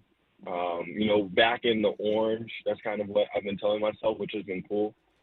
So I'm really excited about the opportunity. I've enjoyed the offseason thus far, and it's been cool. Like the last week of minicamp, Coach Stefanski did a good job kind of just sharing with us the history of the organization. We got a chance to visit the Hall of Fame a couple of days ago for one of our minicamp days. So we had a ton of alumni of the Cleveland Browns out at our last practice, and it's been really fascinating learning about the history of the organization, and I'm excited to be a part of it for this upcoming year. What's wild, you do mention that orange, and let's not forget the Browns owner also is a Haslam, who is also a Tennessee alum too. Have y'all actually had any interaction? I mean, our practice field is named after him. Yeah, that's right. Has there been any interaction, go Vols every once in a while on the practice field? Oh man, Mr. Haslam, he's a worker. So I actually see him while I'm getting my morning stretch. He's in the weight room working out, and so we tell some stories, talk Tennessee, talk live, talk ball. So we got a ton of interactions, and it's really cool. Like, I met him several times, not at Tennessee in passing, but it's been cool to be able to, see him every day and create a relationship with such a obviously tenured Tennessee person who gives much back to the Knoxville area, community, and university. It's a joy to be around the family and the organization. Yeah, for sure. Speaking of family and organization, Josh, we're pretty much balling out today. Trey is coming into the studio in a little bit, man. But just Rocky Top in general. I don't know if we asked you this before, but hyper in this offense, if you were in Hendon Hooker's feet right now, shoes right now, like where would you be as far as the excitement going into your senior year? You're already on Heisman list. If for anything, if you do the offense right, you will have the numbers. What's that level of excitement for a quarterback that's been there in a similar situation? Oh, you have to be stoked. I mean, everyone always says the second year is the biggest jump. In football, life in general, second year in the offense, second year as a starter, second year in the league or in college, that's like the biggest jump that you see for players. So for him to be in the second year of Coach Heupel's offense, which showed last year just how explosive it can be really against any defense that you put across the ball from it, you got to be excited. And so it's exactly what you said, though. It's you can't go out there and try to make the plays, right? You just got to let the plays come to you because the offense is already set up for those explosive plays. You're playing at tempo. You're playing at a high pace, high volume plays where you're going to have the defense on their heels. You're going to get a lot of two high looks where you get easy run looks. You're going to get a lot of single high looks where you got one-on-one outside. And when those plays come, you just got to be able to make the throws, make those plays as they come, which I'm excited to see them do. And if they're able to do that, do it consistently, I mean, they're going to be a force to be reckoned with in the SEC, which, as you know, all Tennessee fans were excited to see. Josh Dobbs is with us here on Jay Martin Ramon. Josh, how much fun would you have had you watched the offense some last year? How much fun do you think you would have had being in Hendon Hooker's shoes as Josh Dobbs playing in this offense? It'll be a lot of fun. We would put up a ton of. I mean, we put up a ton of points already during my time there, but we would put up a ton of points. I really enjoy seeing the opportunities that it creates for the skill players in Coach Heupel's offense. It's those massive splits. You really pigeonhole the defense, and you use the hashes and the field alignments to your advantage. And it's like they only can play two coverages. They only can play quarters and pray that their nickel, who's in a 2-1 situation where he has to stop the run, but he also has to defend the pass, can play both, or they just have to play man at high pace and tempo and pray that their cornerbacks and DBs have enough conditioning to hang with a rotation of receivers coming in and running slants and go balls and hitches and option routes. So it's a unique offense. We played against them when they were at when Coach Heupel was at Missouri. Yeah. My junior and senior year, and they were young my junior year, and it was a cold day in Missouri, so they put up a ton of points. But the next year, my senior year, I mean, it was a shootout. It was basically whoever's going to have the ball last was going to win, and we had the ball last, and we ended up, getting some separation later in the game. But the offense is hard to stop. You're on the field a ton, and so if the offense can keep the ball and keep the opposing defense on the field, it's a fun offense to play in and a difficult offense to play against. My VFL brother Jack Jones is hosting a camp this weekend, man. Under the lights too. Under right? the light, it needs to be. Well, it's gonna be it's still daylight at 9 p.m., but to some extent under the lights. As hot as it is, it needs to be in the dark. But what can we expect, man? You're gonna be there. Trey's gonna be there. Jack gonna be there. There's a lot of other guys that's gonna make an appearance, man. I'll be in Memphis this weekend, so I can't be there. But what are you trying to give out to the kids? This isn't just a car wash of get you in and get you out. You guys are gonna spend time and work on skills, right? Definitely. We're there for the kids. We're there to teach them football and grow the game and share the game that we love and are so passionate about. So they have a lot of tenured guys for myself, as you said, to Trey, to Jack, hosting the camp as his second annual camp at Oakland High School. And it's tremendous to see the guys give back to their communities, see where they came from, never forget where they come from, and give back to the youth. And so that's why I jump at the opportunity to support my friend Jack. And we're excited. We're going to teach the game, but also, teach them how to compete and teach them how, at the end of the day, every time you step on the field, there's an opportunity to interact with your friends, to compete, and have fun. Those are 3 things we're trying to teach, and we're definitely going to show that with our passion and energy on Saturday. Josh, man, we're looking forward to hearing about all the camp, and it was cool talking to Jack, and we're looking forward to having Trey in. I just wanted to say, man, thoughts and prayers to you on the end of your merch. Like the end of your website and all that kind of stuff. It's clear that you don't have merch anymore because we never received it. I assume that's just because it went under. Wow, you got shots on this one. Yeah. All right, I'll make sure your swag bag is out of this world. You'll be talking about it for like the next 5 years. I won't have to send you anymore.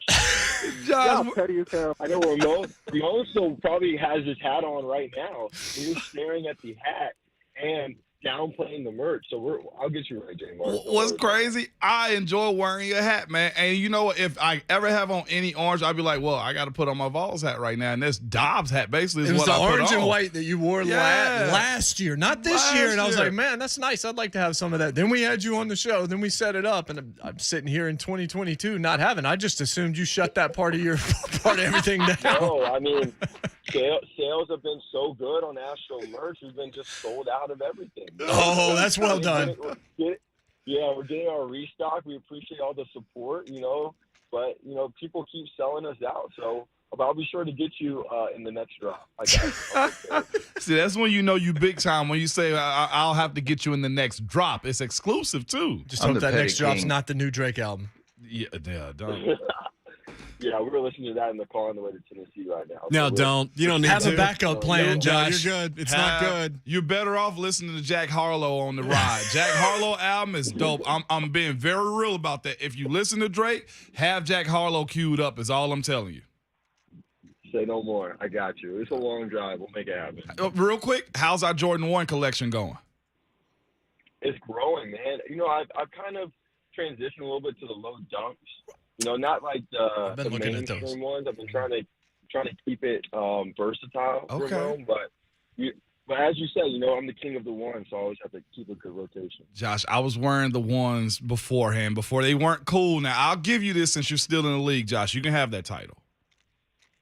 That's true. You started it. I really got my swag from your Fresh Fridays. I'm going to be honest. My rookie year, you always come in, look at some Fridays, nice, clean fit. So I definitely have to learn from my big bro. See, Josh, whatever you need, man. The house is open if you need it this weekend. I'll turn the alarm off for you, Zeus. I'll tell him to be cool. Damn, so ain't cute. You ain't handsome. It's Fresh Fridays, man. Josh know there's a standard, man. Fresh Fridays.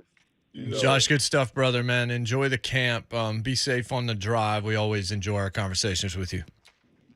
No doubt. Appreciate you guys for having me. And just for all the listeners, Jack is doing walk-ups and late registrations. JackJonesFootball.com. We look forward to seeing you guys tomorrow. Ramon J. Mark, thanks for having me as always. Always welcome. Yeah, man. That's Josh Dobbs. We'll get you that website again. He's doing walk-ups is what he finished up if you couldn't hear him. Yeah, he's doing walk-ups so you can actually just show up tomorrow. Look, man, Josh Dobbs and Jack Jones and Trey Smith is going to come hang out with us in the fourth hour. Like, that's a good time. And if you've got a kid that's wanting to do it, you got class athletes. That's the other important thing here. It's like you've got the right people. You don't want Josh Dobbs to be the one. You don't want Jack Jones to be the one. Look at Jack Jones' story of adversity and what he's been able to overcome and the end of his football career. And certainly Trey, what he's doing right now. Like you've got VFL in all caps. At the Jack Jones football camp this weekend. This is an awesome opportunity for your kids. No question about it. We'll come back. Heights. Let's do it. Jay Martin, Ramon, 104.5 The Zone.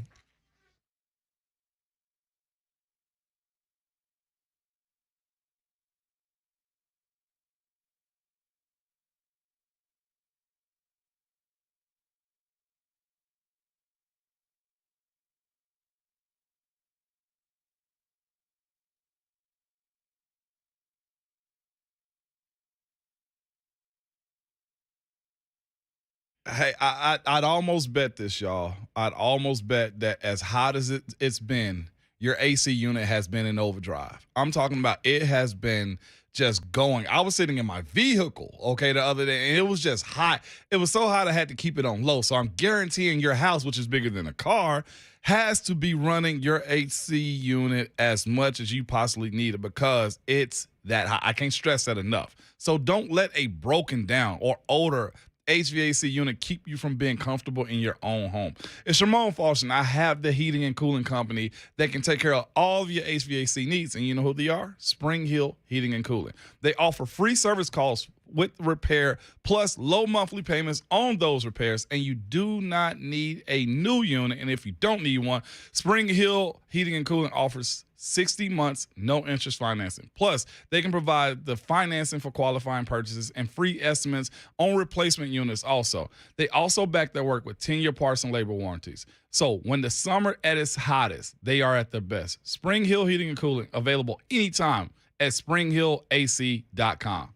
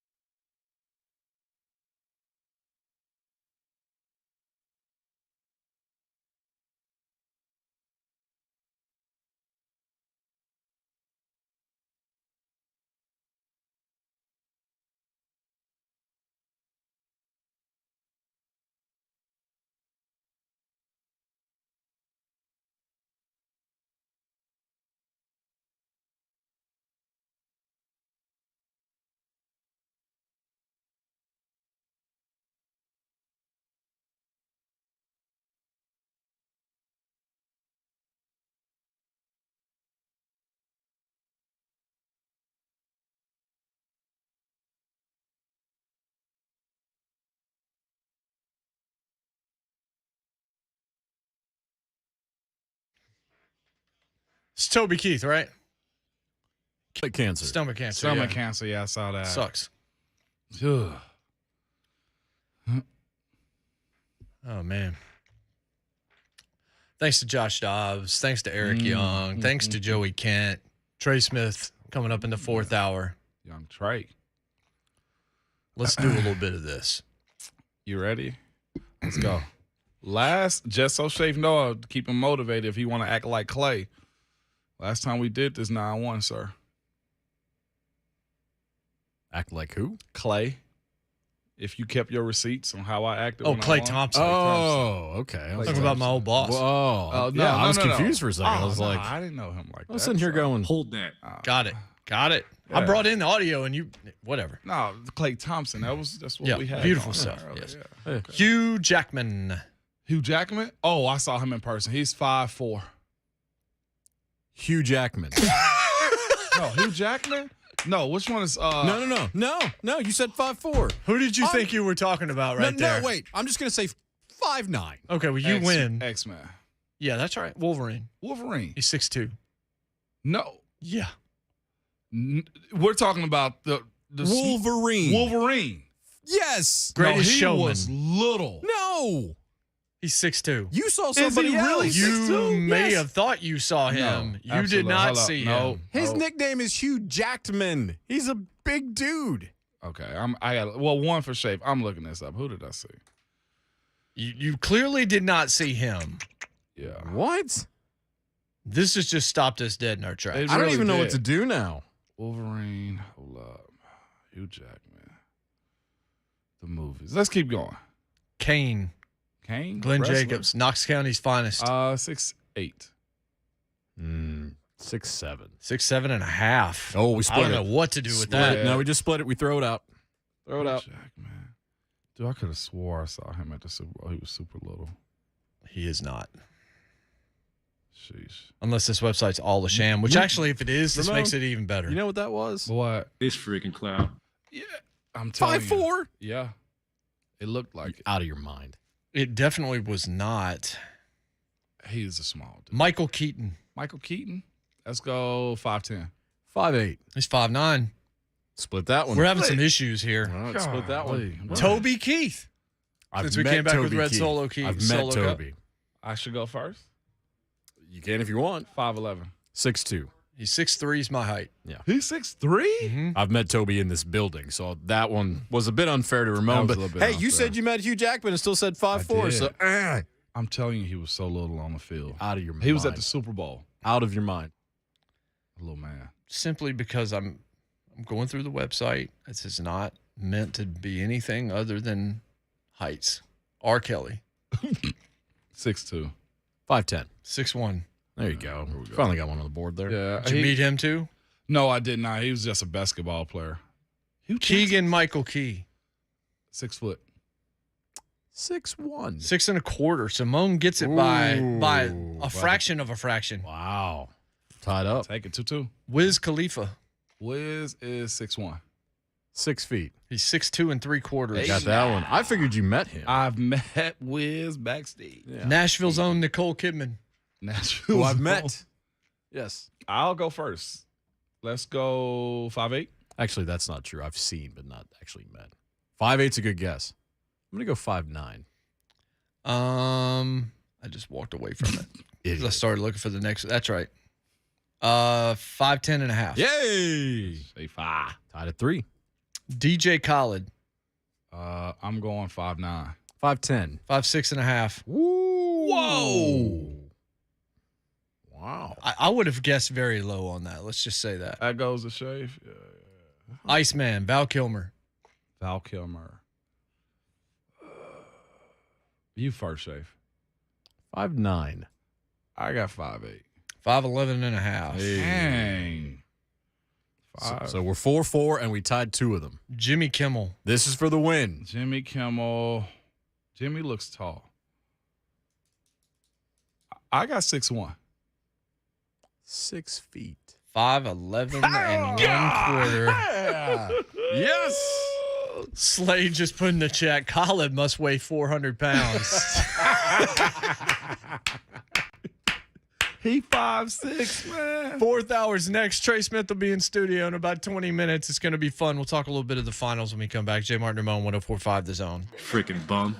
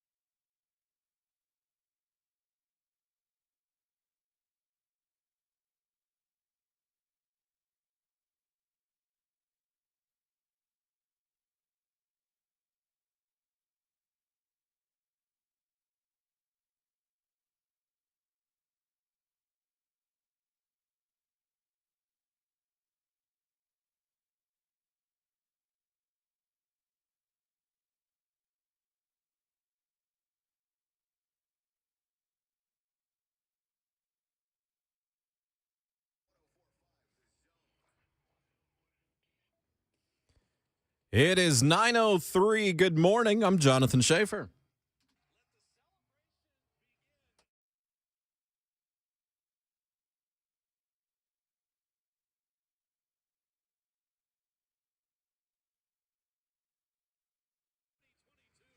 The Warriors defeated the Celtics 103-90 in Game 6 in Boston to capture the NBA title. Steph Curry scored 34 points and was named the NBA Finals MVP as the Warriors claimed the franchise's 7th championship overall. Golden State went on a 35-8 run that stretched between the first and second quarters to propel them to the victory. Nashville will not be hosting the 2026 FIFA World Cup. The 16 cities from 22 bidders were revealed yesterday. World Cup will be played in the U.S. for the first time since 1994, Canada and Mexico co-hosting the event. And according to Sportico, former Tennessee Governor Bill Haslam nearing a deal to purchase the Nashville Predators, a team currently owned by a consortium that's led by Herb Fritch. Sportico values the club at $680 million. For any foundation repair and waterproofing needs, visit USSTN.com. Breaking news at once on your home for the Titans and the Vols. This is 104.5 The Zone.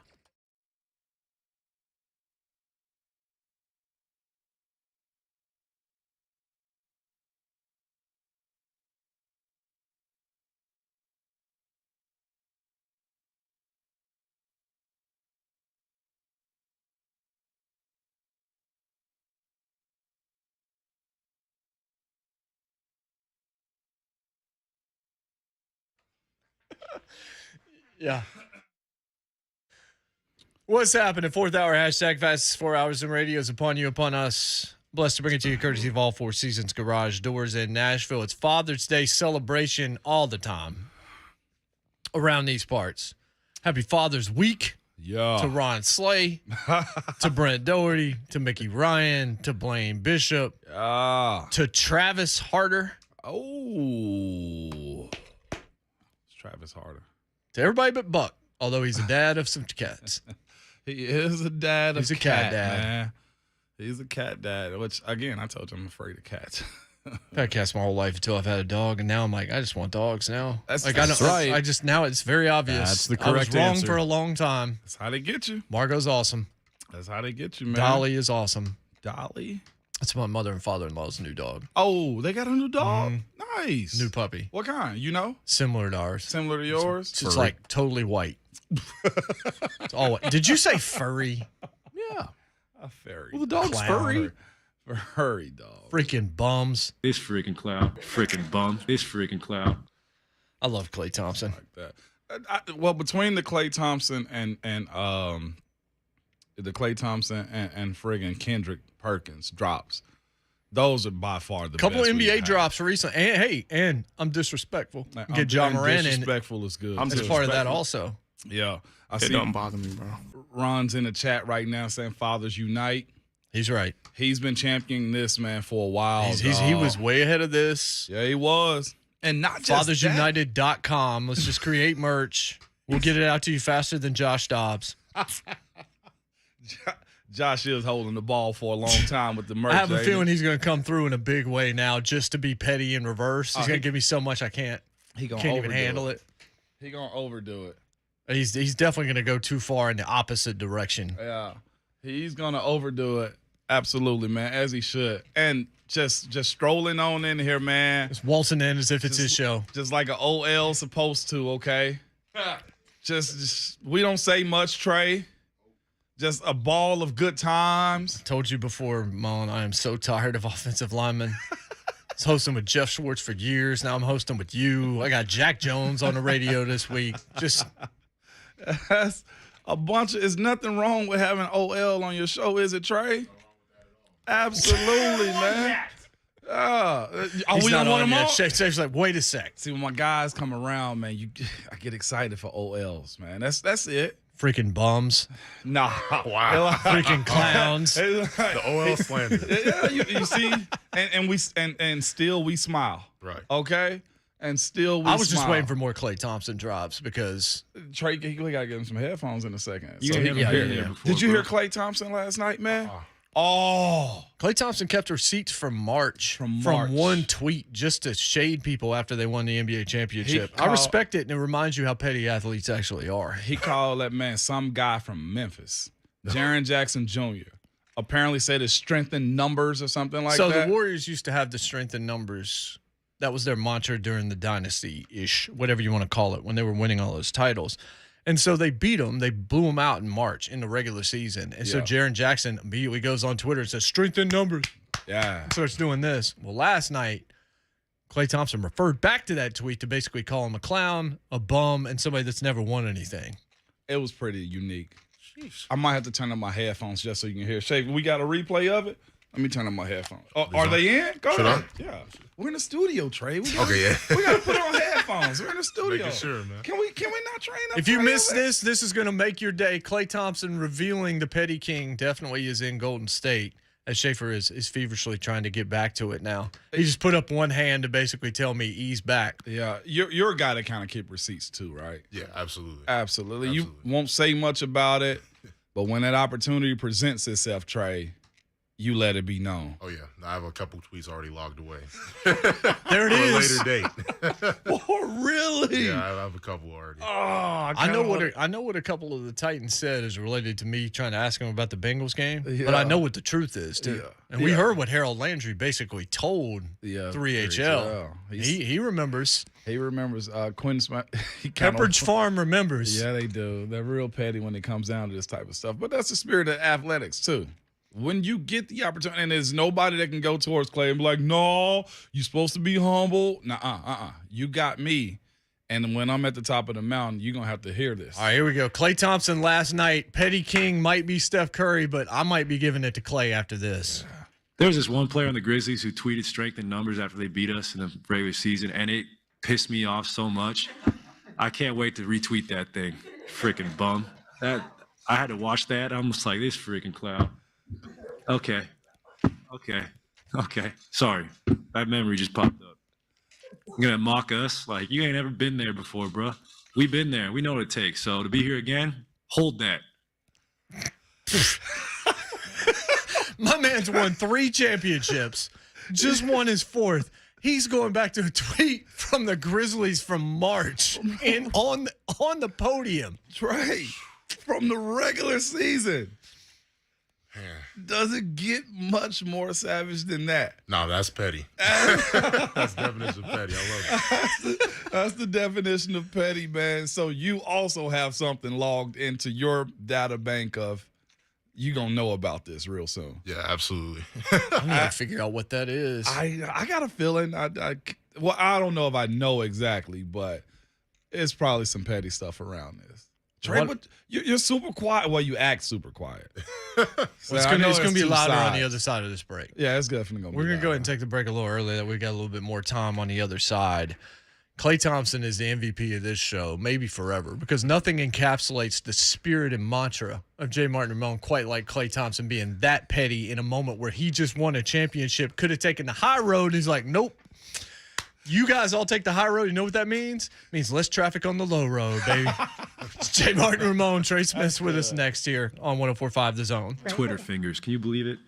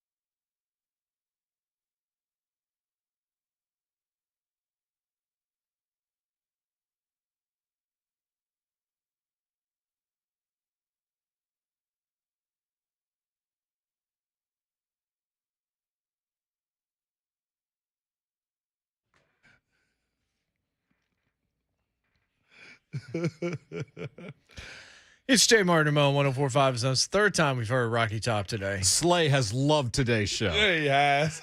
I'll be petty again and say it's music you won't hear in Omaha. Hey, Jay. Freaking bum.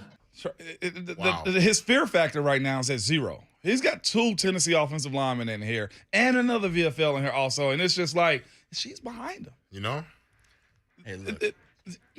You guys are more likable the more hateable I am. He ain't wrong. He ain't wrong. Trey Smith is in the room with us. He's here for the Josh Dobbs football camp as well. We had Jack Jones and Josh Dobbs is part of it. Excuse me. He was on the drive with a bad phone. Yeah, he was, man. Smart guy. Yeah, right. I don't want to hear that anymore if he don't know have good phone reception when doing an interview.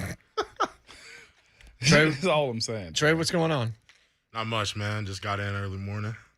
No, you drove. Yeah, I did. I had a little bit of a drive both times, but got here safely, you know. I'm just hearing some Vol slander right now. I'm not really, he keeps cool staring me down. That's what I'm saying. Like, it seems like I tell them all, don't let this smile fool you. Right. I laugh because there's an evil genius on the other side. Well, I was going to set it up by this way. We were talking about Klay Thompson before the break and the pettiness and just keeping receipts.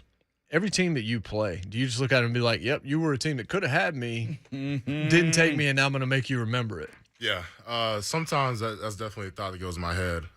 You know, I think it back when I talked to you, Ramon. Yeah. I think it was an orange and white game. You know, you were telling me, play with a chip on your shoulder, let them feel you, you know, every time. Yeah. You know, those teams that it came down to it, there's no hate because at the end of the day, it's business. At the end of the day, you know, I know who I am as a player, and I wanted to know what they missed out on. Mm-hmm. So with that being said, and you'll learn this too, that chip is going to be beautiful to have. Like, even whenever, like, you've already made lists of, like, young, you know, linemen in the league, like you were honorable mention. I'm like, 6th-round draft pick. You and Creed? Creed, yes, sir. Yeah, both you and Creed made that list. Remember, we went over it. People basically saying, look, this dude's going to be one of the best at his position or one of the best interior linemen in the league. And then, of course, it's going to find a way to say, if he does this one little thing, this one little thing, but that's just the way it is. The second year to be mentioned in that list, pretty impressive. But the business side of it, as you said, Trey, is you're going to run into a lot of circles. A lot of the coaches that interviewed you knew you and stuff like that. But this year that you had, and you were highlighted a lot on TV, just your young OL in general, and Zeus also.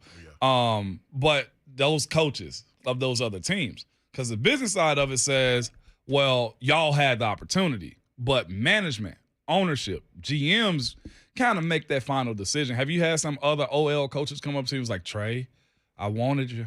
I tried. I fought for you. Yeah. Well, have you had that conversation just yet? Yeah, a couple. I'm not gonna name the team, yeah, but I did have a couple of O-line coaches reach out, and you know that means the world to me because you know you play in my mind right now. Obviously, you want monetary gains, but I play for respect. Yeah, you know, I just want to be respected in the league, just respected by my peers and across the league. So when you hear those things, it makes me feel great. You know? Because they did believe in me, but ultimately it wasn't, you know, meant to be. Yeah, and there's nothing wrong with that either. You know, it's a part of the journey.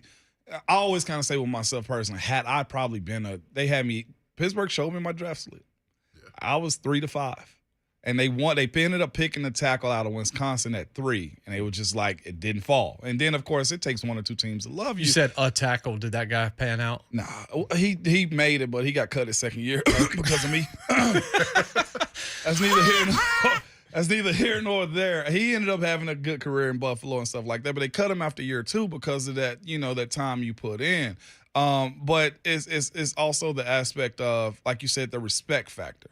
Like when it really comes down to it, as offensive linemen, we don't get the 1,000-yard MVP conversation, nothing like that. So the respect aspect is what we're seeking at all costs, no matter what. And you kind of played that way too. Like, what was that like for you? Because we communicated a good bit, and you were just like, "What do I do? How do I do this?" And the biggest thing was dog them. Yep. You know, like why you made that an emphasis this year, Trey. Yep. Yeah, and what was that like week in and week out? Because then you become a target also. Oh, yeah. Yeah, you know, being coached by Andy Heck, Corey Matei, They're very detail-oriented in everything we do. Yeah. You know, always emphasizing finish. That's one of the first things Coach Heck does is show us a finish clip. And just trying to bring that mentality of, one, I'm playing with a chip on my shoulder. I'm a 6th-round rookie. You know, there's a lot of stuff going on, a lot of things, a lot of moving pieces flying. I'm trying to piece it together. But at the end of the day, I can control my effort. I control my finish. I can control the way I play, the attitude and intent that I have on the field. So for me, you know, week in, week out, I did have some really, like, vicious clips. You know, I had some nice hits, nice knockout hits. Had a lot of mistakes, too. But I did have some nice hits, you know, a couple, you know, after the play extra shove, finishing, you know, getting in their heads. And then from the targeting piece, that definitely was a thing. You know, when I played, I'm not going to name the team again, but a couple certain teams, you know, I mean, it was like first play, I'm getting in their face, and they're already chirping at me. Then I'm running down the field, I'm getting hit from, you know, just – you can feel it, you know. Yep. Yeah. That's. Are you a trash talker? I don't talk to you unless you talk to me. I just like to play, but if you say something to me, then all bets are off. All bets are off. Yeah. So it's a funny story. I talked a lot. No. I'm gonna be real with you. But see, this is the part though. If I was studying the game and I knew exactly what you were gonna do, and I knew my deficiencies, if you never exploited them, let's go. Okay, let's go. But one of the coldest. Somebody got me one time, and I was helping defend somebody. I had braces my second year in the league because I was trying to fix my face. You know what I'm saying? Fix my grill a little bit. Man, what happened? Still working on it. Hey, man. What the hell is going on today? This freaking clown. Haircut can only make up for so much, right? Hey. I'm with the violence. All right, this parking lot. There's going to be a bunch of sweating opportunity in this parking lot after the show. But coming from West Tennessee, we couldn't, you know what I'm saying, have NIL money and everything. So we didn't have that to be able to afford braces. So I got in my second year in the league, and I'm defending one of my teammates. And I'm playing against the Jets at the time. And they hit one of my wide receivers. And I go over and I'm talking trash to him. And dude said, "Shut up. You got braces on." My 14-year-old got braces on. I was like, dang. This is what we're doing? And one of the other savage things was we were in Denver, actually. And we were playing. This is before Peyton or whatever, and Tim Tebow also. But I heard one of my teammates was like, "Hey, we didn't even study you on tape. Turn around. What's your number?" My gosh. Who is that? Hey, and then he talked to one of the dudes. He was like, "Hey, what's his name? We didn't even know his name this week." You got to that point yet? Nah, I haven't had that. That's cold. That's cold. That's pretty good right there, man. So I'm just giving you a little ammo, man. Like, look at the deficiencies and work that way. Yep. But we talked about NIL, though, considering, like, you imagine what that could have been like for you in that era, man? Yeah, I try not to imagine it. Like I said, man, Dobbs and I, we talked about it a little bit. We try just not to focus on that. Try not to focus on the present. When he walked in here, I was like, yeah, it's pretty much the king of Tennessee, and you and Dobbs would have just ran whatever you wanted to. But what's your opinion on NIL, though, as far as how it's worked out?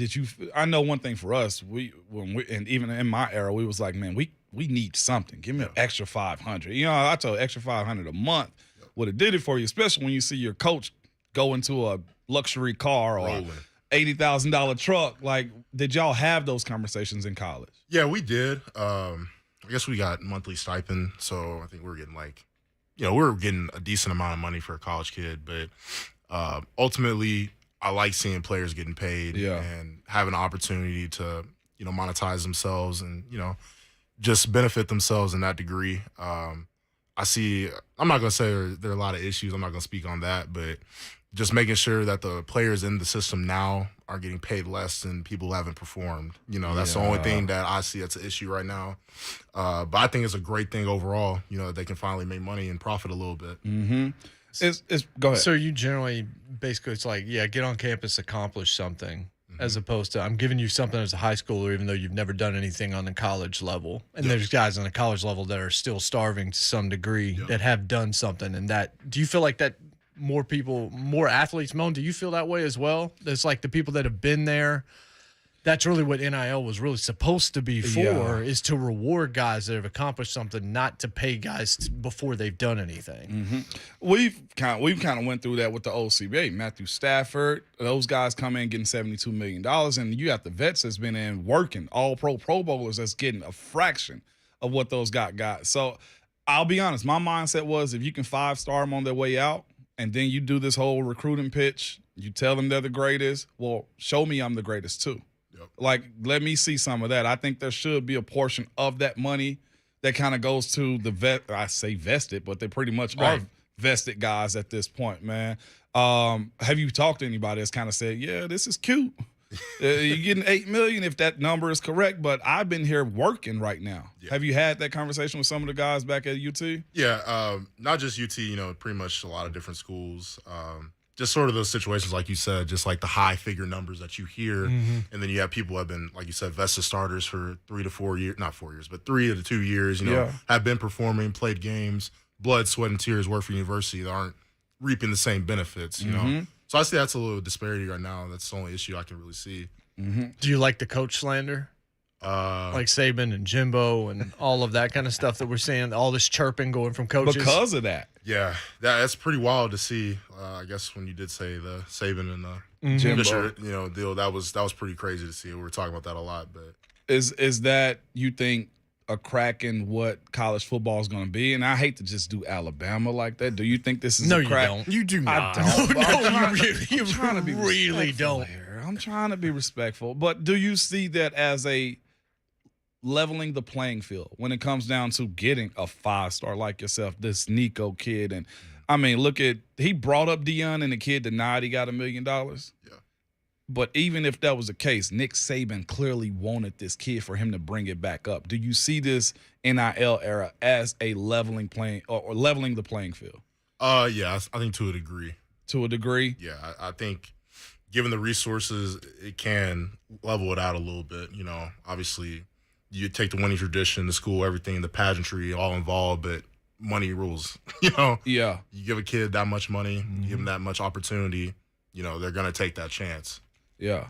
So did Tyreek catch you off guard? Not what he said. I don't care about what he said, but just the fact that he left. Like, I didn't know that was a thing until the day of, and then the next day he's on another team. Were you surprised that happened this offseason? I honestly didn't see it coming. Yeah, that's it. We didn't either. Nobody.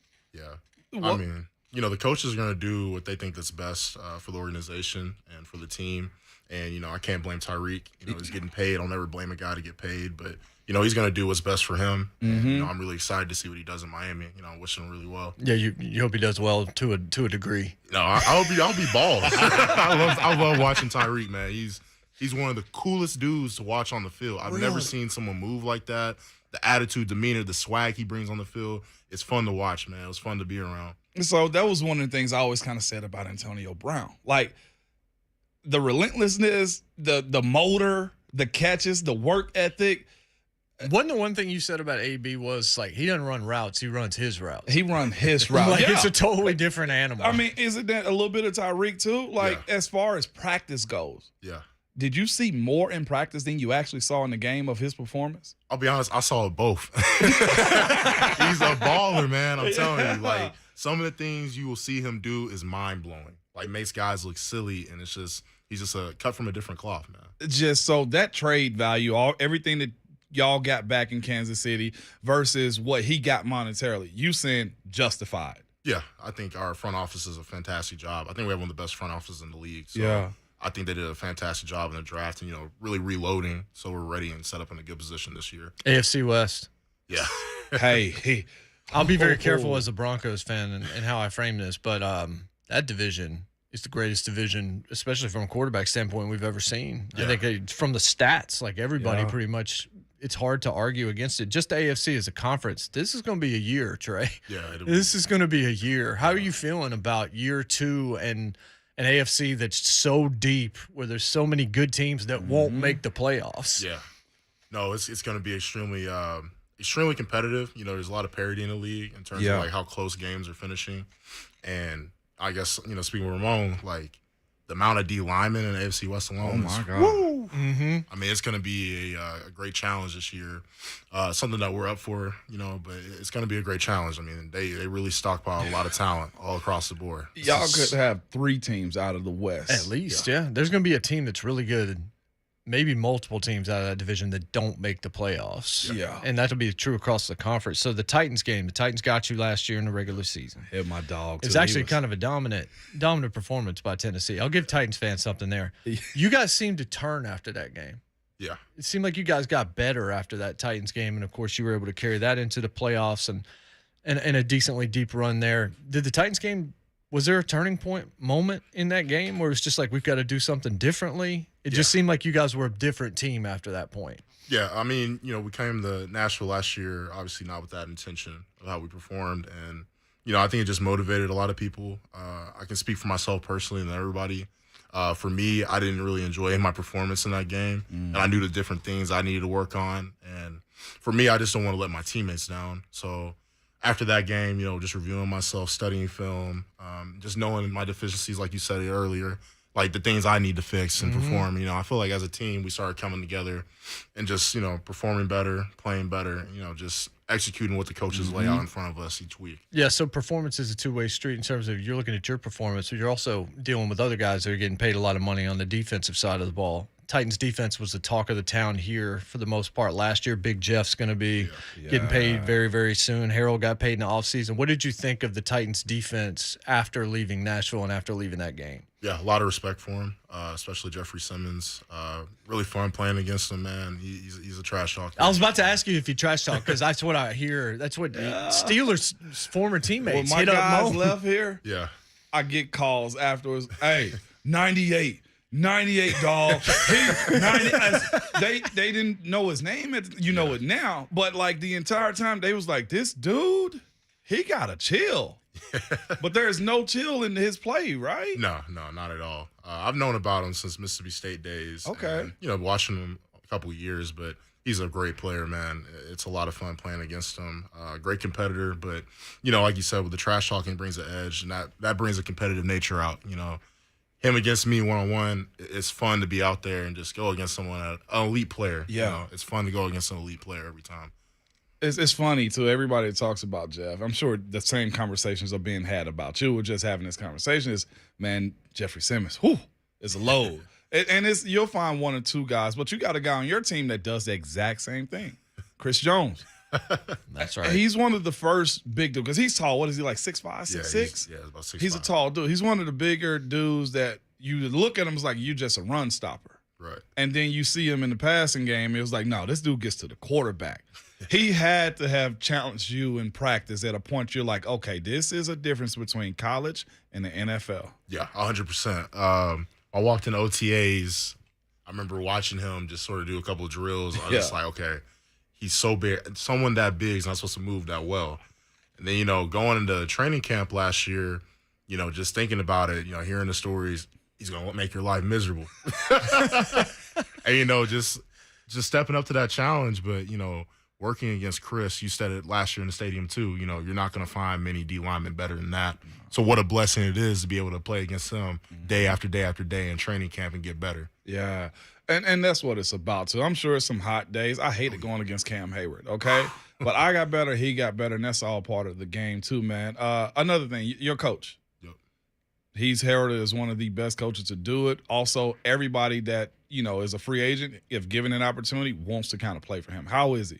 Yeah, Coach Reed. Yeah. He's awesome, man. One of the best coaches I ever played for. A great man, man of his word. And, he's very fair in what he does. But when it's time to work, you're going to work. Yeah. And I always respected that about him. And, honestly, it's a blessing to be able to play for someone like that. Yeah. A future Hall of Famer, a legend. It's been a great experience. I remember playing 2006 Madden. And in the intro, you had him, the Eagles. Who were they playing again? Was it Super Bowl? Patriots. Yeah, so I remember seeing him, he's the coach on the sideline. It's crazy, at the end of the day, I get drafted. Here he is in, the meeting room. Yeah. Sitting next to him, getting coached by him, But it's a great experience. It's a real moment. So Mon, you got picked by, or you ended up with the Steelers, I should say. So you ended up with a world-class organization that did it right, that knew how to win, and you lasted 11 years in that job, and you started the whole time. You succeeded, you dealt with adversity, all those kinds of. I see so much similarity in that. It didn't go great in terms of where you were going to be drafted and where we thought you should have been drafted, Trey. But how fortunate do you feel to have landed in Kansas City? Because that's That's a solid organization to start your career with. Yeah, no doubt. You just have to trust God's plan. That was the first thing, you know. I just had to trust him. Obviously, a lot of things didn't go the way I wanted it to go. But like you said, I couldn't end up in a better situation, a better organization, a place that can develop me and my growth there. You know, I'm just really excited about it. Really excited that I landed there because I could have landed in a worse situation. You know. So what's going to I got it. We win today. Yeah, man, you could be Josh Dobbs right now. Okay. Speaking of quarterbacks, man, the man himself. Yeah. Again, Jay mentioned the organization. I mentioned the coach. This dude. Yeah, he's all right. Patrick Mahomes. I call him Harry Potter. I just call him Harry Potter. I'm always going to call him that. A luxury to go to a team that has that type of person. Yep. Like, explain that. Like, just talk about what it's like on a week-to-week walk. Like, when I was with Ben, we walk into the stadium like, we got a shot today. And that's all you need. So what is it for you, man, with walking into the stadium with Patrick Mahomes? Full and complete confidence that he can get the job done. Wow. If we give him time. You know, I've seen him. I mean, we've all seen him make just crazy throws, crazy reads. But I think the thing that always stuck out about Patrick was just the type of person he is. You know, humble. You know, he's a leader. Does the right things on and off the field every time. Great dude. Yeah. You know, I can't ask for more than that in the terms of a leader. Yeah. You know, and just being able to play with him, like you said, walking in with Ben, walking in with Pat, I know we have a chance. It's my job to keep him clean and give him a chance. Did you realize how good he was before you actually were standing next to him, got to actually see him up close in practice before the season? Like, obviously, we watched him on Madden and we watched him in the Super Bowl and all this kind of stuff, but it's different from going from that to then actually being next to the guy and seeing it. Could you appreciate it from afar the way you can up close? Yeah, so the first time I really watched him play, I guess, is when they played the Rams. Was it 2019 or whatever year that was? That was a crazy performance. And then through the University of Tennessee, through a program we have with the sports, with our sports management program, I was able to actually work 2019 Super Bowl. So I was in Miami. I watched the Chiefs play and win. Wow. So then being able to get drafted, you know, on and on, boom, I'm here walking in the complex at practice with the man, you know, watching it in person is a whole completely different thing. Yeah. And a lot of things he does on the field, it's okay, cool. It's obviously going to be a completion, but when you turn on the tape and the film, how he gets it done is what blows your mind. You don't see it. Yeah, you don't see it behind the, you know, back passes, underhand, fitting it through the time. Man, it's crazy to watch. You know, he's uber talented, but he's a great human being, a great person, a great leader. Do you think you will ever play in a game as well played by two quarterbacks as that Bills-Chiefs game that you guys played in the playoffs? I forgot. That game's going to go down as one of the great quarterback games that's ever been played. Yeah, I think that's the biggest and definitely the best game I've ever been a part of. Wow. While playing. You know, it's something special to watch. Two people that are, you know, elite at their craft go back and forth at it, you know, and that was a great duel between them. But, you know, playing with Patrick, I assure you there's going to be another opportunity for greatness. So I think there's going to be some more in the future, man. 13 seconds left. What's going through your mind in regulation in that game? You know, just coming to the sideline, one of the biggest takeaways I had from that game, and one thing that I was just in disbelief was how calm we all were on the sideline. You know, we all knew the job we had to do. We knew the situation presented to us. The coaches did a great job laying out a plan we go over every week, and we just went out there and executed. That's crazy. And I'm sure throughout, and that's the thing about, like, during the season, you'll go over 1 or 2 plays all year long and never use them. Never use them, have this scenario, never freaking use them. And for y'all to actually be in that moment, did you think it was going to work? He's like, well, I just know what I got to do. Yeah, I mean, like you said, man, just knowing Pat's back, that anything can happen. You have Trav, you have Tyreek Hill, McCole, all those guys lined up. I know something's going to shake. Wow. So you're going to the camp, right? Yeah. So what sell the kids on that, because I know the walk-ups are available. That's what Josh was telling us earlier. And I mentioned it's just like you're getting the right guys. Like you're getting – why wouldn't you want your kid to learn from Trey and learn from Josh and learn from Jack, like 3 upstanding VFLs that everybody adores, that, you know, it's not just going to be some get a T-shirt and leave kind of camp tomorrow. Yeah, no. If you want to come out tomorrow, we're going to have a great time. Like you said, some top-notch VFL, especially Josh Dobbs, Jack Jones putting on this camp. I'm happy I'm able to finally make it this year. But, you know, come out, have a great time. You know, we're common people. I'm a Tennessee guy, so just come on out, you know, have a great time. It's going to be a great event. That's all. Sell the Mandalorian real quick. You're wearing the shirt. People mentioned it in the chat. We've talked about it many times. It's just really, really good television. Yeah, it's great. Fun escape TV. Just makes you happy. And season 2 lived up, Mon. I don't know if you ever caught up or not. You know how it goes. These kids. Well, now that I've got a kid, I don't see anything. Hey, man, Trey, wait. Yeah. It's a great thing. Yeah. Wait. Trey, man, best of luck finishing second in the AFC West, brother. That's petty. Hey, save the clip. That's petty. I'll bring that up, all right? We're going to save that, all right? You just made the list. Yep. We'll come back. We'll come back and finish up the show. It's Jay Martin and Mo, 104.5 The Zone. I'm the petty king.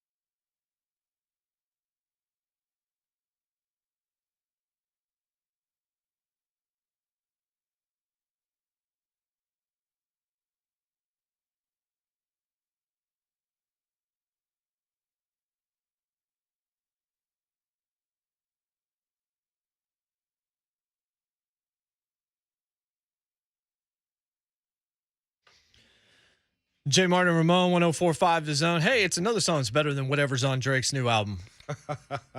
Did you listen to it, Trey? No. Yeah, it's cheeks, man. Yeah, you can get back on. Yeah. It's cheeks. Yeah, he just happened to still be in the studio, so Moan just asked a question as if he was still part of the program. He in here. He working, okay? No, it's fine. It's whatever. Treat him like Andy Reid now. By the way, Trey, give me your email, that audio where he said y'all picking second. I'll send that audio to you. You can use it all year. Hey, if you want to go see our guy EY, go see Mickey James and the crew. Slammiversary, 20-year anniversary of Impact Wrestling and TNA beginning. That's Sunday at the fairgrounds.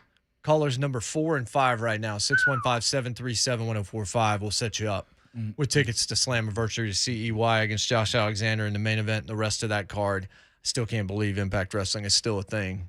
It's a testament to the longevity of the guys involved in the company to stick around for that long. And gals, for sure, yes. I just remember TNA just being super wild. Like, you see blood all the time, man, with TNA. They did different things, including employed me. So that was it's a bold strategy, Cotton. Why did we make the same mistake? Boy, right.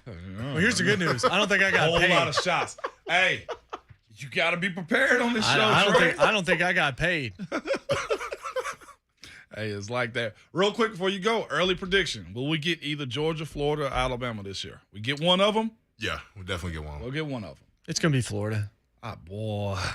We're going to be there. Yeah, we are. We're all going to be there that weekend. We're going to broadcast live that weekend. That's going to be fun. Hopefully, it'll be better than the last time we broadcasted live, which was Ole Miss, which resulted in garbage being thrown on the field. Hold your mustard. Hold your mustard. I didn't even have to say it. Somebody understands the vibe. Just buy into it, Trey, right? What are we fighting this for? Thank you. Thank you to Trey Smith, to Josh Dobbs, to Joey Kent, to Eric Young. I guess to Shafe. Yeah.